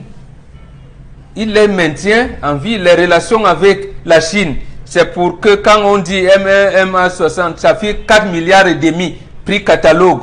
Au lieu de négocier qu'on achète cet avion à 2 milliards ou 3 milliards, vous achetez l'avion au quadruple du prix. Au point où même celui qui vous a dit que c'est 4 milliards et demi prix catalogue est surpris. Il vous dit, mais donnez-moi 4 milliards pour un avion, vous lui donnez 27 milliards. Mais il est surpris. D'accord. Et il vous donne le cadeau. Et il vous donne le cadeau. Oui, tendance. Ça me fait mal quand c'est comme ça. Parce que quand je vais voyager, prends-moi que Camerco. Mais c'est aussi bien quand même, quand ça tombe en panne, il faut qu'on arrange. Parce que si les gars commencent à précipiter les choses, là, demain on peut entendre que ça a fait, que ça veut faire que... Moi, je propose aux Camerounais, parce que nous, on aime bien simplement, mais je me plains. Ça m'affecte aussi. La semaine prochaine, je voulais faire un voyage aller-retour hors du pays. Mais je ne peux pas faire parce que mon agence préférée a des problèmes. Donc, chers compatriotes, prenez votre mal en patience, on va résoudre le problème. Et là-bas, le billet d'avion coûte moins cher à Camerco plus que les autres agences de voyage. C'est pourquoi j'aime toujours prendre Camerco que voyage. Voilà, très bien. Il faut dire, M. Rifopoussi, qu'on a commencé à le sentir, si vous vous rappelez, il y a cela 2-3 semaines, avec des postes sur les retards des différents avions de Camerco, qui ralliaient Oui. l'extrême nord. Alors ça, on a commencé à se poser tout un tas de questions, mais on a été rassuré qu'il n'y a aucun problème par les différents responsables de Camerco, qu'il n'y a aucun problème. Les gens se plaignaient qu'ils sont en train de rater, ils ne vont pas être au service à l'heure parce qu'ils ont fait comme tendance, ils voulaient faire un aller-retour. Oui. On les renvoie, on dit non, il faut prendre la voiture. Non, vous ne pouvez pas faire s'il faut prendre le train alors qu'ils ont payé des billets d'avion aller-retour. Je pense, moi, monsieur Rifopoussi, que si au Cameroun, on avait la culture de la démission. Mon agence. Prenons le cas de Boeing, avec notamment le crash qu'on a connu dernièrement. Vous vous êtes rendu compte que dans tout le monde entier, tous les gens qui ont acheté les avions ont bloqué ces avions au sol. Ils ont demandé à ce que Boeing organise des descentes avec les différents ingénieurs pour réexaminer. Monsieur, lorsqu'on a nommé Ernest Dikoum, je respecte bien, mais il serait arrivé, il aurait procédé à l'inventaire, il aurait étudié stratégiquement. Lorsqu'il avait pris conscience qu'il ne pouvait pas, monsieur Rifopoussi devait dire j'arrête. Non, il a fait un plan de proposition qui a même été validé. La preuve, on pensait l'enlever, on a plutôt enlevé le PCA. Oui. C'est ça que je sais. Mais justement, ça veut dire que c'est l'État du Cameroun qui justement lui a dit c'est ok, mais on n'a pas les moyens. Non, mais quand il arrive, d'abord, Boeing a fait un plan d'abord. Oui, un plan, le plan a été révisé grâce aussi un peu à lui. À lui, plan Boeing Consulting. Je dis pas non, Boeing Consulting a été révisé. Je dis pas non. Oui. Mais s'étant rendu compte que la situation ne changeait pas au premier cas, deuxième cas, troisième cas, mais là, c'est le port, nous sommes au précipice. Non, il ne faut pas inquiéter, il n'y a pas de précipice. Je dis parce qu'il faut dépanner, c'est 6 avions, monsieur Rifopoussi. C'est 6 avions qu'il faut dépanner, parmi lesquels il y a un qui faut 14 milliards. L'État va prendre en charge. D'autant plus que la Camerco est... Je rappelle que celui de 14 milliards était déjà en panne avant qu'il n'arrive. Avant qu'il arrive, et il a réussi à faire du chiffre sans celui-là. Donc il faut qu'on le précise, parce que il faut qu'on explique aux Camerounais. Ça suppose qu'il faudrait que ce soit l'État explique au Cameroun. Oui, l'État du Cameroun lui donne les moyens. Il doit donner les moyens de dépanner les avions, c'est ça? Oui. En tout cas, ce qui est certain, c'est que c'est une occasion également de faire la lumière sur les incongruités qui touchent aujourd'hui Camerco. Mais on va dire que ces mêmes incongruités-là n'ont pas empêché qu'il fasse jusqu'ici ce qu'il a fait. Parce que c'est pas nouveau ce qui se passe aujourd'hui à Camerco. Ça a toujours été le cas. Donc il a réussi à faire ça. Heureusement qu'on en parle ce matin. C'est un coup de pression qu'on fait sur le gouvernement.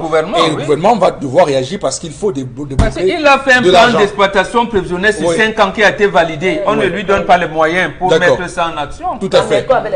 D'ailleurs, quand c'était sur les réseaux sociaux qu'on montrait comment les chaises de Camerco, comment c'est ça la Camerco. Non, les gens, les problèmes avec Camerco. Les Camerounais, c'était un sabotage. Sont rentrés dans un forme de sabotage, comme ceux qui ont dit qu'ils ont fait un vol à l'extrême nord. On nous a déposé en cours de route pour qu'ils prennent touristique. Donc, vraiment, arrêtez un peu. Ça peut arriver qu'il y a un problème et qu'on prenne des mesures. Vous avez beaucoup de chance que la vidéo ne va cracher, mais comme voilà, qu'on prenne des mesures. On a aussi arrêté de toujours pas trouver des justificatifs. C'est de leur devoir de les ramener. Il ne faut pas toujours dire qu'ils ont eu la chance. S'il y avait un crash, non, c'est leur devoir. Faut qu'on arrête de faire la mer. À un moment aussi, prendre fait. Parce qu'on a découvert une souris. Oui. On est obligé de décharger, d'annuler le vol pour regarder. Dans le cas, c'était pas une souris. Non, mais justement, ça veut dire qu'il y a des circonstances. Il y a des sauf que ceux qui l'ont fait, ceux à qui on a fait ça et qui ont relevé l'information sur les réseaux sociaux, ont fait comme si c'est toujours comme ça que Camerco fait.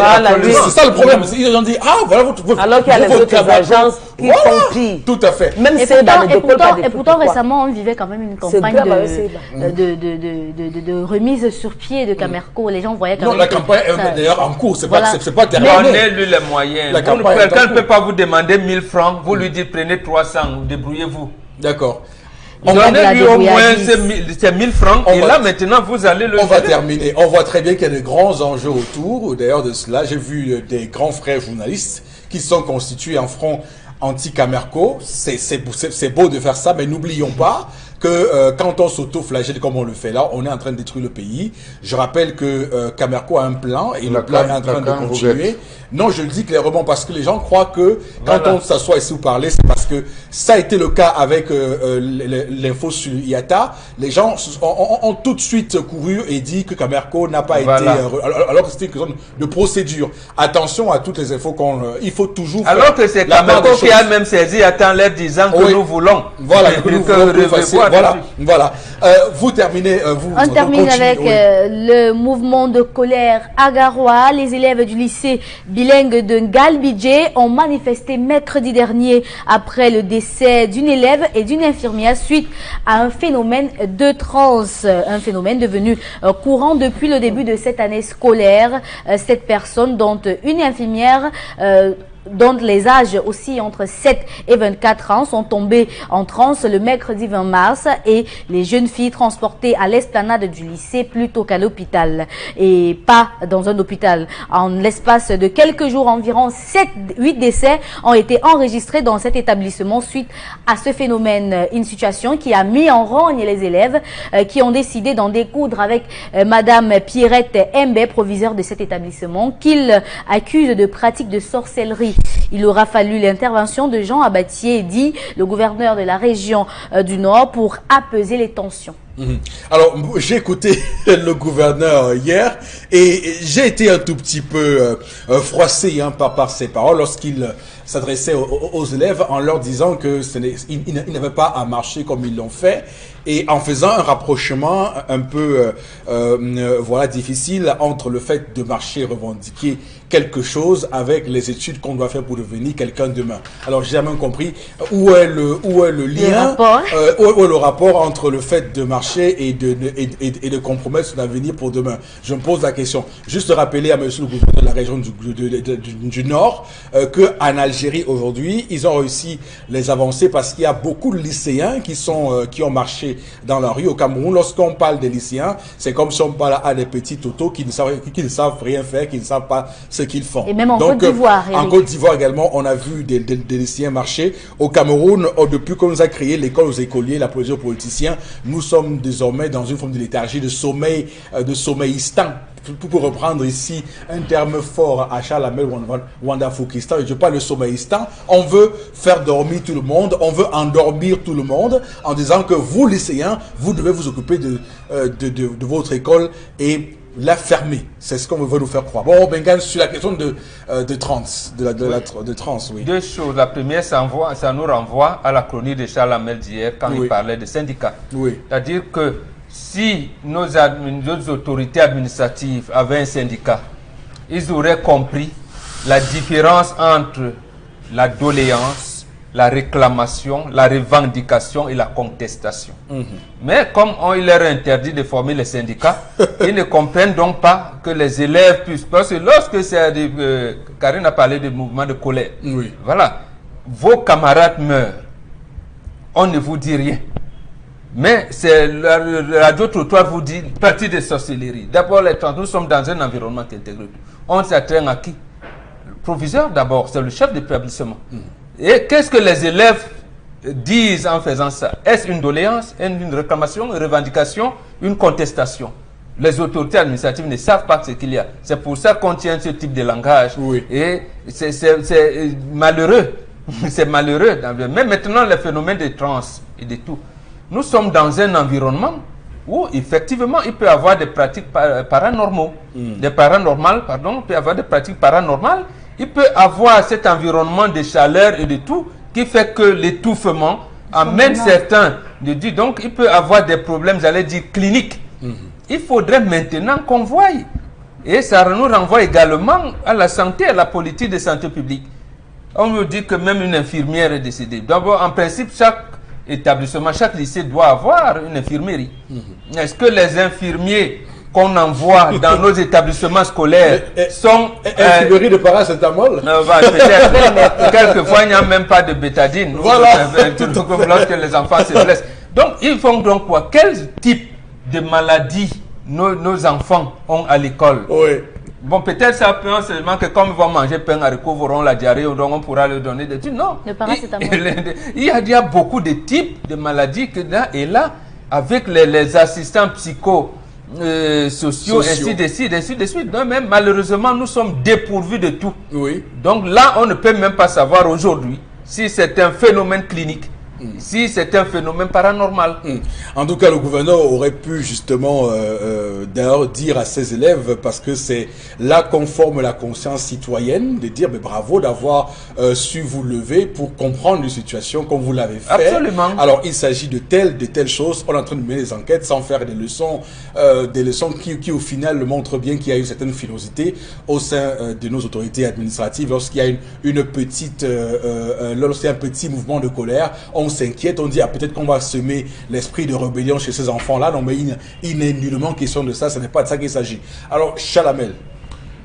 Monsieur Eric Fopoussi, il y a deux choses. D'abord, il y a trois choses. Trois choses, allez-y. La première chose, déroulez. C'est qu'il faut dire aux Camerounais que ce n'est pas parce que quelqu'un a un poste de responsabilité qu'il s'est forcément compromis quelque part. Ce n'est pas parce que vous êtes Eric Fopoussi là sur le plateau que vous avez baissé votre derrière. Parce que ça, c'est ce qu'il y a dans la mentalité des jeunes aujourd'hui. Il y a des gens qui me retrouvent un box qui me disent, permettez-moi. L'exemple pris sur moi quand même. Je peux le prendre sur moi. Non, je peux le prendre sur moi. Parce que c'était pour vous taquiner. C'était pour vous taquiner, monsieur Eric Fopoussi. Vous auriez pu penser à autre chose, mais je voulais vous taquiner. Baisser la culotte, vraiment. Monsieur Eric Fopoussi, vous avez des jeunes qui me retrouvent en inbox. À l'époque, lorsque j'avais mon compte Facebook, avant qu'on ait le pirate, monsieur Eric Fopoussi, qui dit, vraiment, tonton Charles Hamel, je vais être comme toi. S'il te plaît, branche-moi dans ton réseau. Je dis, c'est le travail. C'est le travail. Ils ne croient pas que c'est le travail, monsieur Eric Fopoussi, qui nous hisse à ce niveau. Donc, ils ont l'impression qu'il y a des compromissions. Après, c'est les histoires qu'on va commencer à analyser les couleurs que vous portez. Vraiment, les couleurs que vous portez, ça correspond. Donc, je vais plus loin. Vous la polémique qui m'a emporté ici, le mois, l'an passé.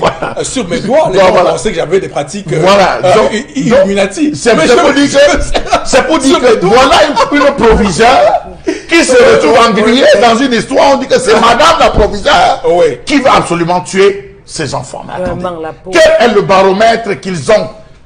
Et c'est là où ça m'amène au deuxième point. Il faudrait que nous mettons sur pied la gestion du patrimoine immatériel.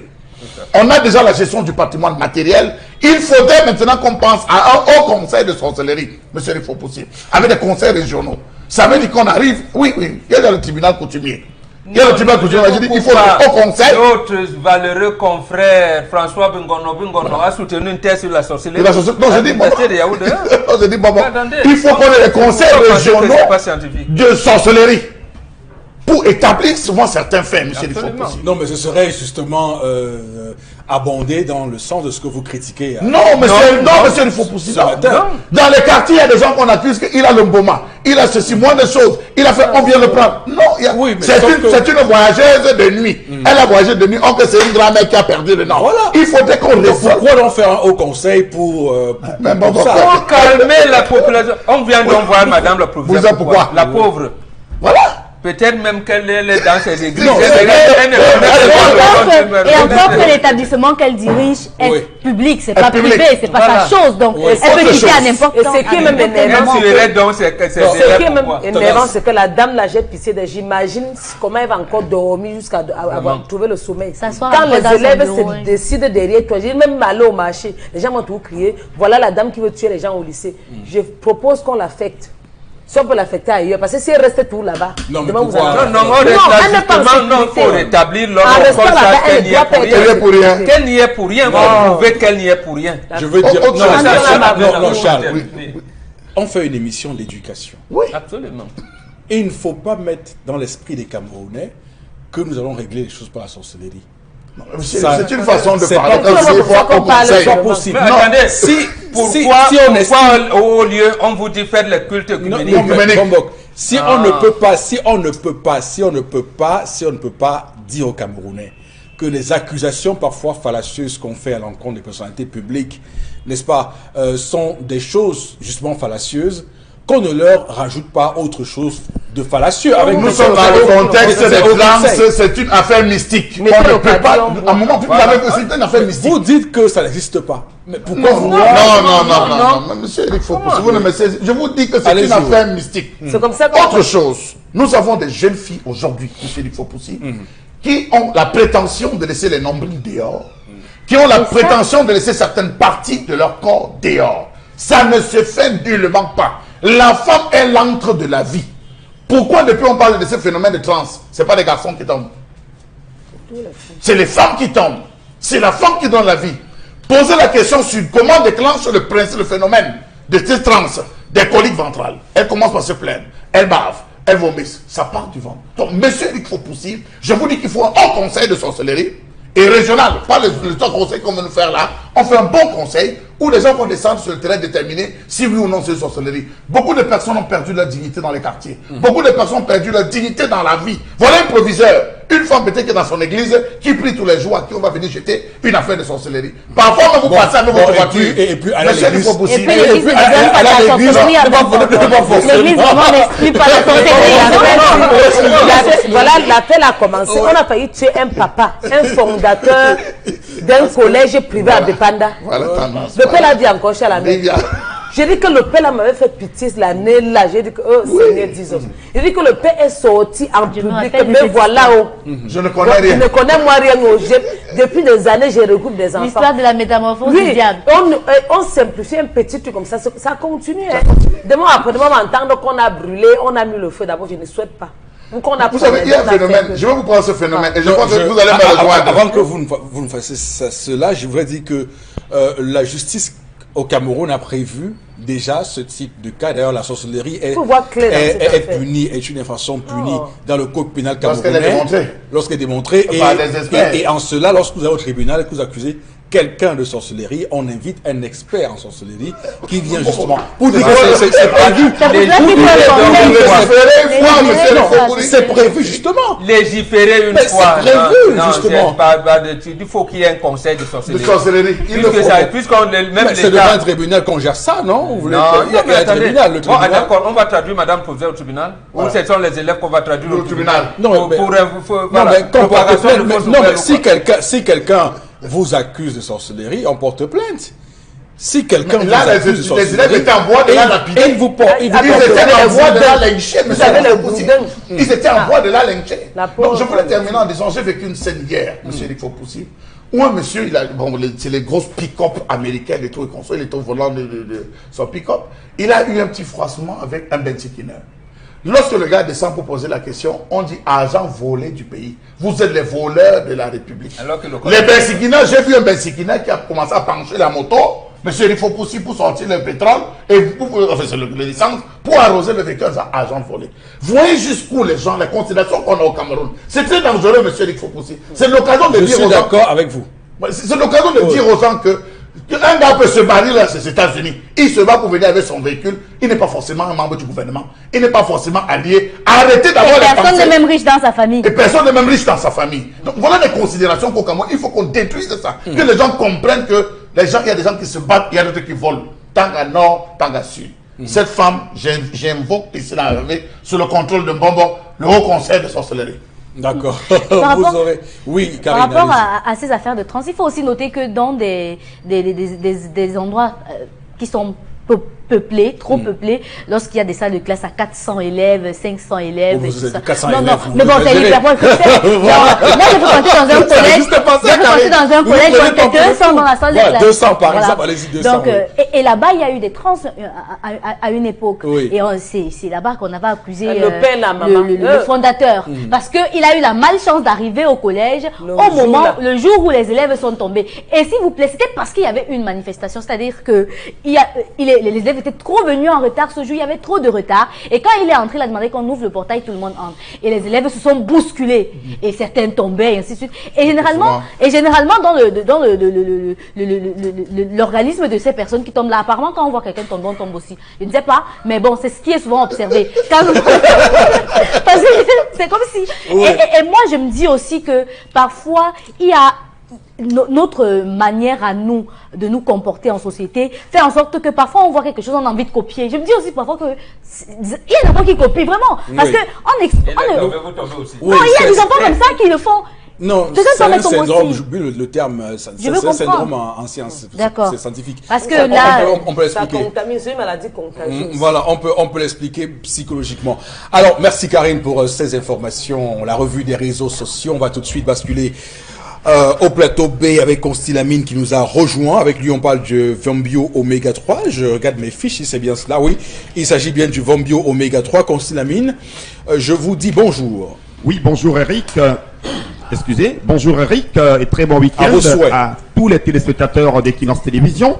Alors je commencerai déjà ce matin par cette bonne nouvelle. Tu sais, nous sommes en train de célébrer la journée mondiale de l'eau.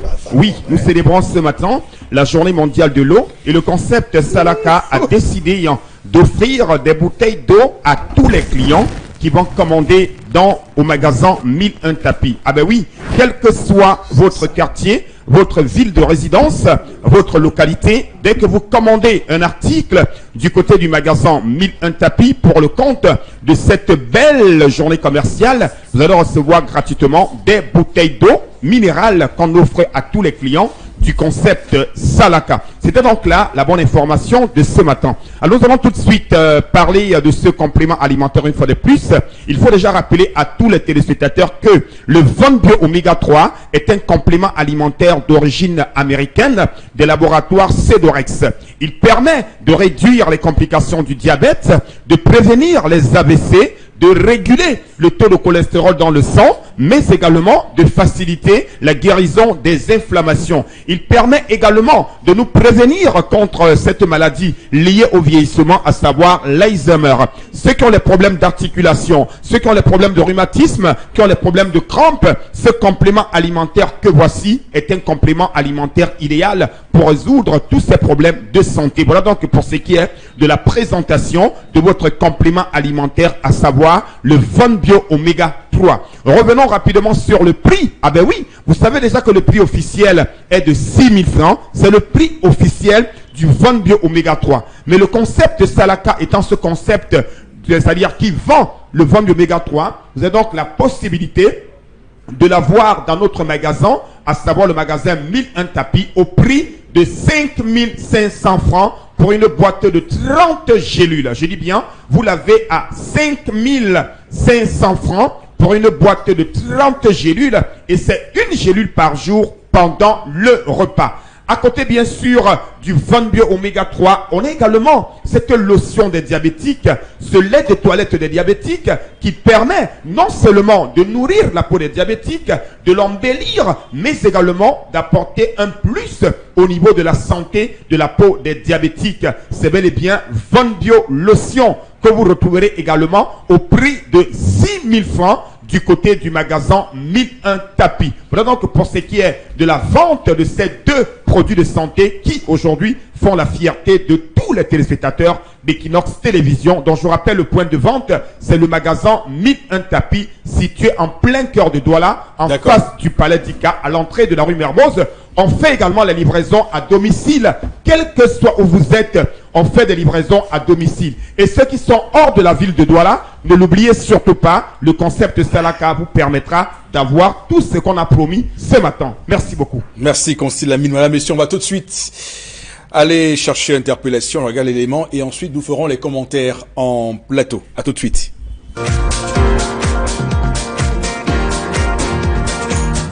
L'idée nouvelle, c'est de changer le régime en place, commençant par le régime Biya. Biya doit quitter le pouvoir, il doit céder la place à quelqu'un d'autre, à M. Kamto, pour qu'il essaye aussi. Lui seul, depuis plus de 37 ans du pouvoir, c'est déjà beaucoup. Il faut qu'il cède la place à quelqu'un d'autre, que quelqu'un d'autre essaye aussi. Interpellation de ce matin, le compatriote qui semble être un supporter de Maurice Kamto. On pourrait pourquoi pas le remplacer avec Cabral Libi. Il n'y a pas que Maurice Kamto, il y a d'autres hommes politiques, même au sein du RDPC, il y a beaucoup de gens qui peuvent remplacer si jamais il y a un remplacement à faire. Rappelons qu'il y a eu élection en 2018 et que le remplacement de Paul Biya n'est pas l'ordre du jour, si du moins on suit la logique institutionnelle, puisque la prochaine présidentielle aura lieu en 2025, à ce qu'il paraît. Bon, Bengan, bon, c'est l'opinion de notre compatriote. Vous commentez cela, bon, Bengan? Oui, deux choses. La première, c'est que aller dans votre sens, nous avons opté pour le changement par les urnes et non pas par la force. On a dit aux urnes citoyennes. Tout à fait. Il s'est trouvé que gagner ou pas, il est le président, il a prêté serment et nous devons renforcer notre démocratie, donc rendre les institutions fortes. Attends 2025. Voilà, attends 2025. Donc, ou alors en cas de vacances, en cas de cul, les dispositions constitutionnelles ont prévu. Maintenant, je suis d'avis avec lui, il faudrait qu'il pense au remplacement. Par qui? Je n'en sais rien. Mais au moins. Non, mais il y en a partout. Hein, voilà, au sein du RDPC, qu'on voit, moi j'ai peur d'une chose, qu'on ne se trouve pas dans la situation du Zaïre ou de la Côte d'Ivoire. Non, mais c'est lui qui a le. Ibrahim Talbamala peut le remplacer. Absolument, il y a beaucoup de gens au RDPC. Par exemple, on commence d'abord à enlever ces dispositions, l'alinéa C de l'article 27 de son parti. Voilà. Le statut de son parti qui font du président le candidat à l'élection présidentielle. Si on libéralise là-bas. Mais voilà. Tout comme il peut faire, il peut lors d'un congrès, ne pas se présenter à la présidence et laisser... Non, il ne faut pas, ça va créer un problème, puisque là, il sera à l'encontre des dispositions statutaires de son parti. Pourquoi, Bengali? L'article alinéa, c'est article 27. Oui. Le président du parti est le candidat à l'élection présidentielle. Il faut d'abord changer ça. Donc, voilà. il peut ne pas se représenter et laisser une personne prendre le parti pour que en 2025, ce soit cette personne-là qui soit candidate du RDPC. C'est ce que je dis. Absolument. Voilà. Absolument. Et c'est beaucoup d'observateurs voient cette possibilité. Lui a cédé le pouvoir. Vous avez vu dernièrement Hollande. François Hollande a dit, je vous ai promis des choses, je n'ai pas pu. Je préfère partir. Pourquoi vous souriez, Chalamel? Non, mais puisque, bon, écoutez, vous pensez que comment va se faire un dauphin s'il n'y a pas de congrès du RDPC pour changer? La panthère ne peut pas attraper un gibier passer devant les lions. Non, qu'est-ce que vous voulez dire là maintenant? Et les lions mettent au pouvoir, M. Eric Fopoussi. Mais je dis donc qu'avant que ça n'arrive, il faut bien qu'il y ait un changement pour que ce parti ait un candidat à la prochaine élection présidentielle. Si ils organisent déjà un congrès. Voilà, c'est ce que j'explique. Donc il n'est pas nécessaire forcément de modifier les statuts. On peut changer juste le président de ce parti. Puisque les statuts se modifient au cours d'un congrès. Voilà. Dans tous les cas, pour le moment, il a été élu à 71%. M. Eric Fopoussi, laissez-le aller au bout de son mandat. Personne n'a dit qu'il n'a pas eu non, je dis puisqu'il dit qu'on a demandé qu'il laisse le pouvoir. Vous ne pouvez pas être élu les choses vont mal. Hollande, Macron, 6 mois après l'élection de Macron, Charles Lamel, les Français lui ont dit que même monsieur, cher ami, c'est pas mal. Voilà, donc, vous êtes toujours ce type d'éléments, interpellation, vous touche particulièrement. Oui, particulièrement. Les choses vont mal. On peut bien dire à notre président que vraiment vous avez votre bonne volonté et c'est donc même au sein de l'RDPC on organise. Non, il faut attendre 2025. Il faut attendre 2025. Alors, on va, madame, monsieur, basculer avec une fois de plus Consti Lamine au plateau B pour nous parler des gyrophares de signalisation. Consti, c'est à vous. Alors, bien entendu, une fois de plus, le concept Salaka revient pour vendre les gyrophares de signalisation. Avant donc de passer à la présentation de ces gyrophares de signalisation, je tiens déjà à attirer l'attention de tous les automobilistes. Économisez désormais vos phares de véhicules. Oui, économisez vos phares de véhicules, économisez votre batterie. Comment le faire? Imaginez, vous êtes victime d'une panne. Bien sûr, vous voulez changer votre roue, c'est-à-dire de secours, c'est-à-dire vous voulez changer votre roue, vous êtes obligé de laisser allumer pendant longtemps vos phares et ainsi vos phares vont bien sûr s'épuiser et votre batterie pourra bien entendu être déchargée. Donc pour essayer donc d'économiser ces deux éléments-là, l'élément qui vous permettra d'économiser vos phares et votre batterie, c'est bel et bien le gyrophare de signalisation.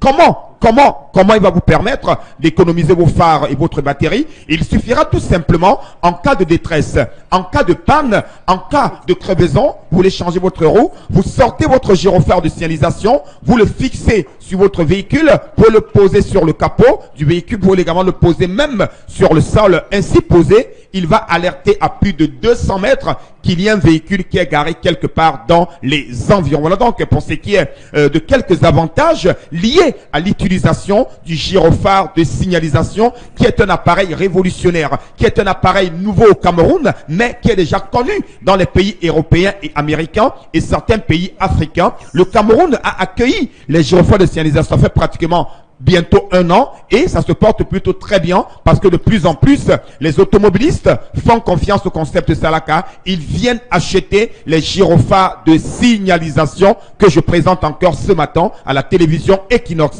C'est important, c'est capital, c'est indispensable. Chacun devrait l'avoir. Que vous soyez bensikineur, conducteur de taxi, propriétaire d'une voiture personnelle, entreprise de travaux publics, entreprise de livraison, le gyrophare de signalisation, comme son nom l'indique, est un appareil important et capital. Mettez de côté les vieilles méthodes, notamment les morceaux de papan, les tissus rouges, les morceaux de bois composés au goudron. C'est terminé. Aujourd'hui, en 2019, et pour toujours, on devrait avoir un gyrophare de signalisation qui permet également de servir comme lampe torche. Oui, ça sert également comme lampe torche. Voilà donc une brève présentation de votre gyrophare de signalisation. Parlant du prix en ce moment, il est de 5 000 francs. Oui, je dis bien 5 000. Je n'ai pas dit 15 000. Je n'ai pas dit 20 000. Je n'ai pas dit 50 000 francs. J'ai dit 5 000 francs, un gyrophare de signalisation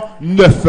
Comment l'avoir? C'est de venir au magasin 1001 Tapis qui est situé en face du Palais d'Ika, à l'entrée de la rue Mermoz.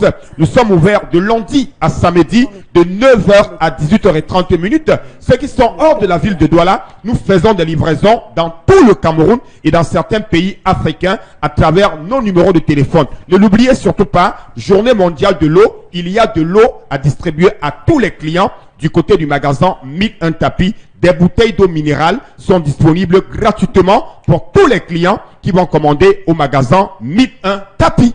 Merci Consti, on va lire quelques messages avec Karine Sontia, madame, monsieur, avant de clore cette semaine longue et enrichissante d'actualités et de commentaires avec évidemment vous toujours à la manette. Alors merci Karine de nous lire quelques messages. Roger de Deido qui nous dit que l'Afrique est matriarcale et il poursuit en disant qu'au sujet de tomber, mon fils est tombé pour rien après avoir vu ses amis tomber. Roger de Deido. Bon, que l'Afrique est matriarcale.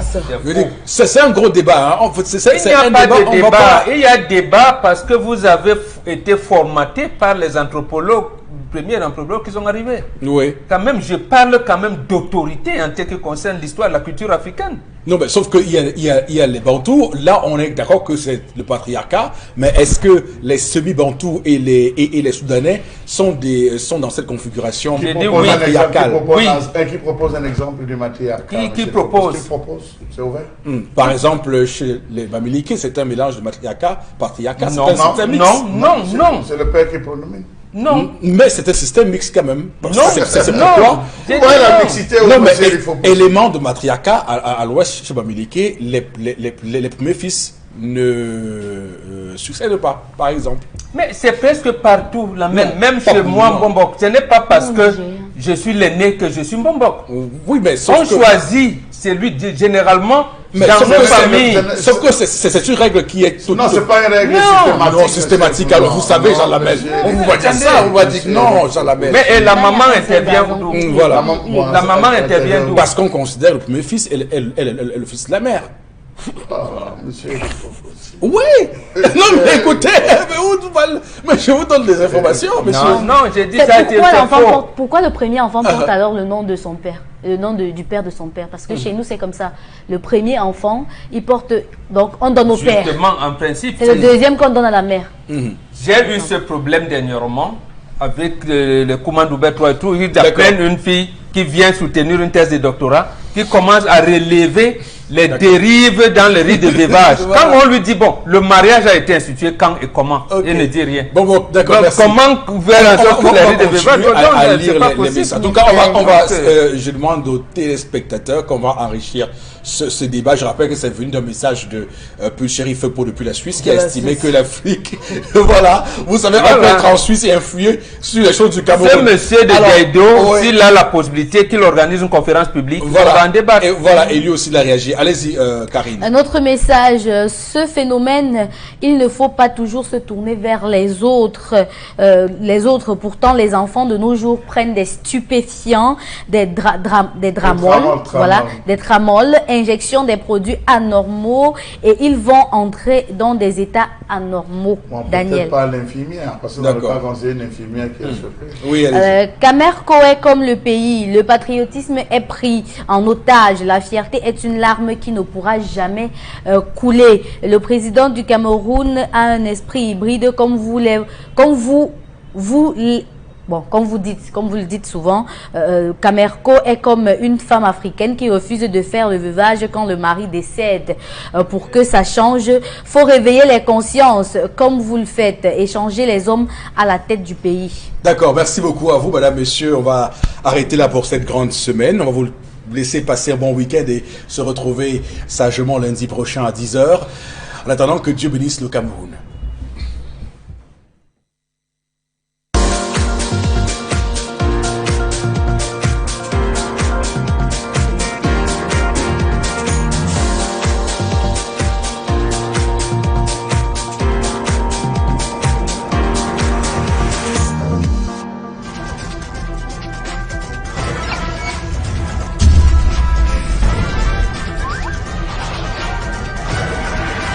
Equinox Télévision, au-delà de l'image, nous rendons compte.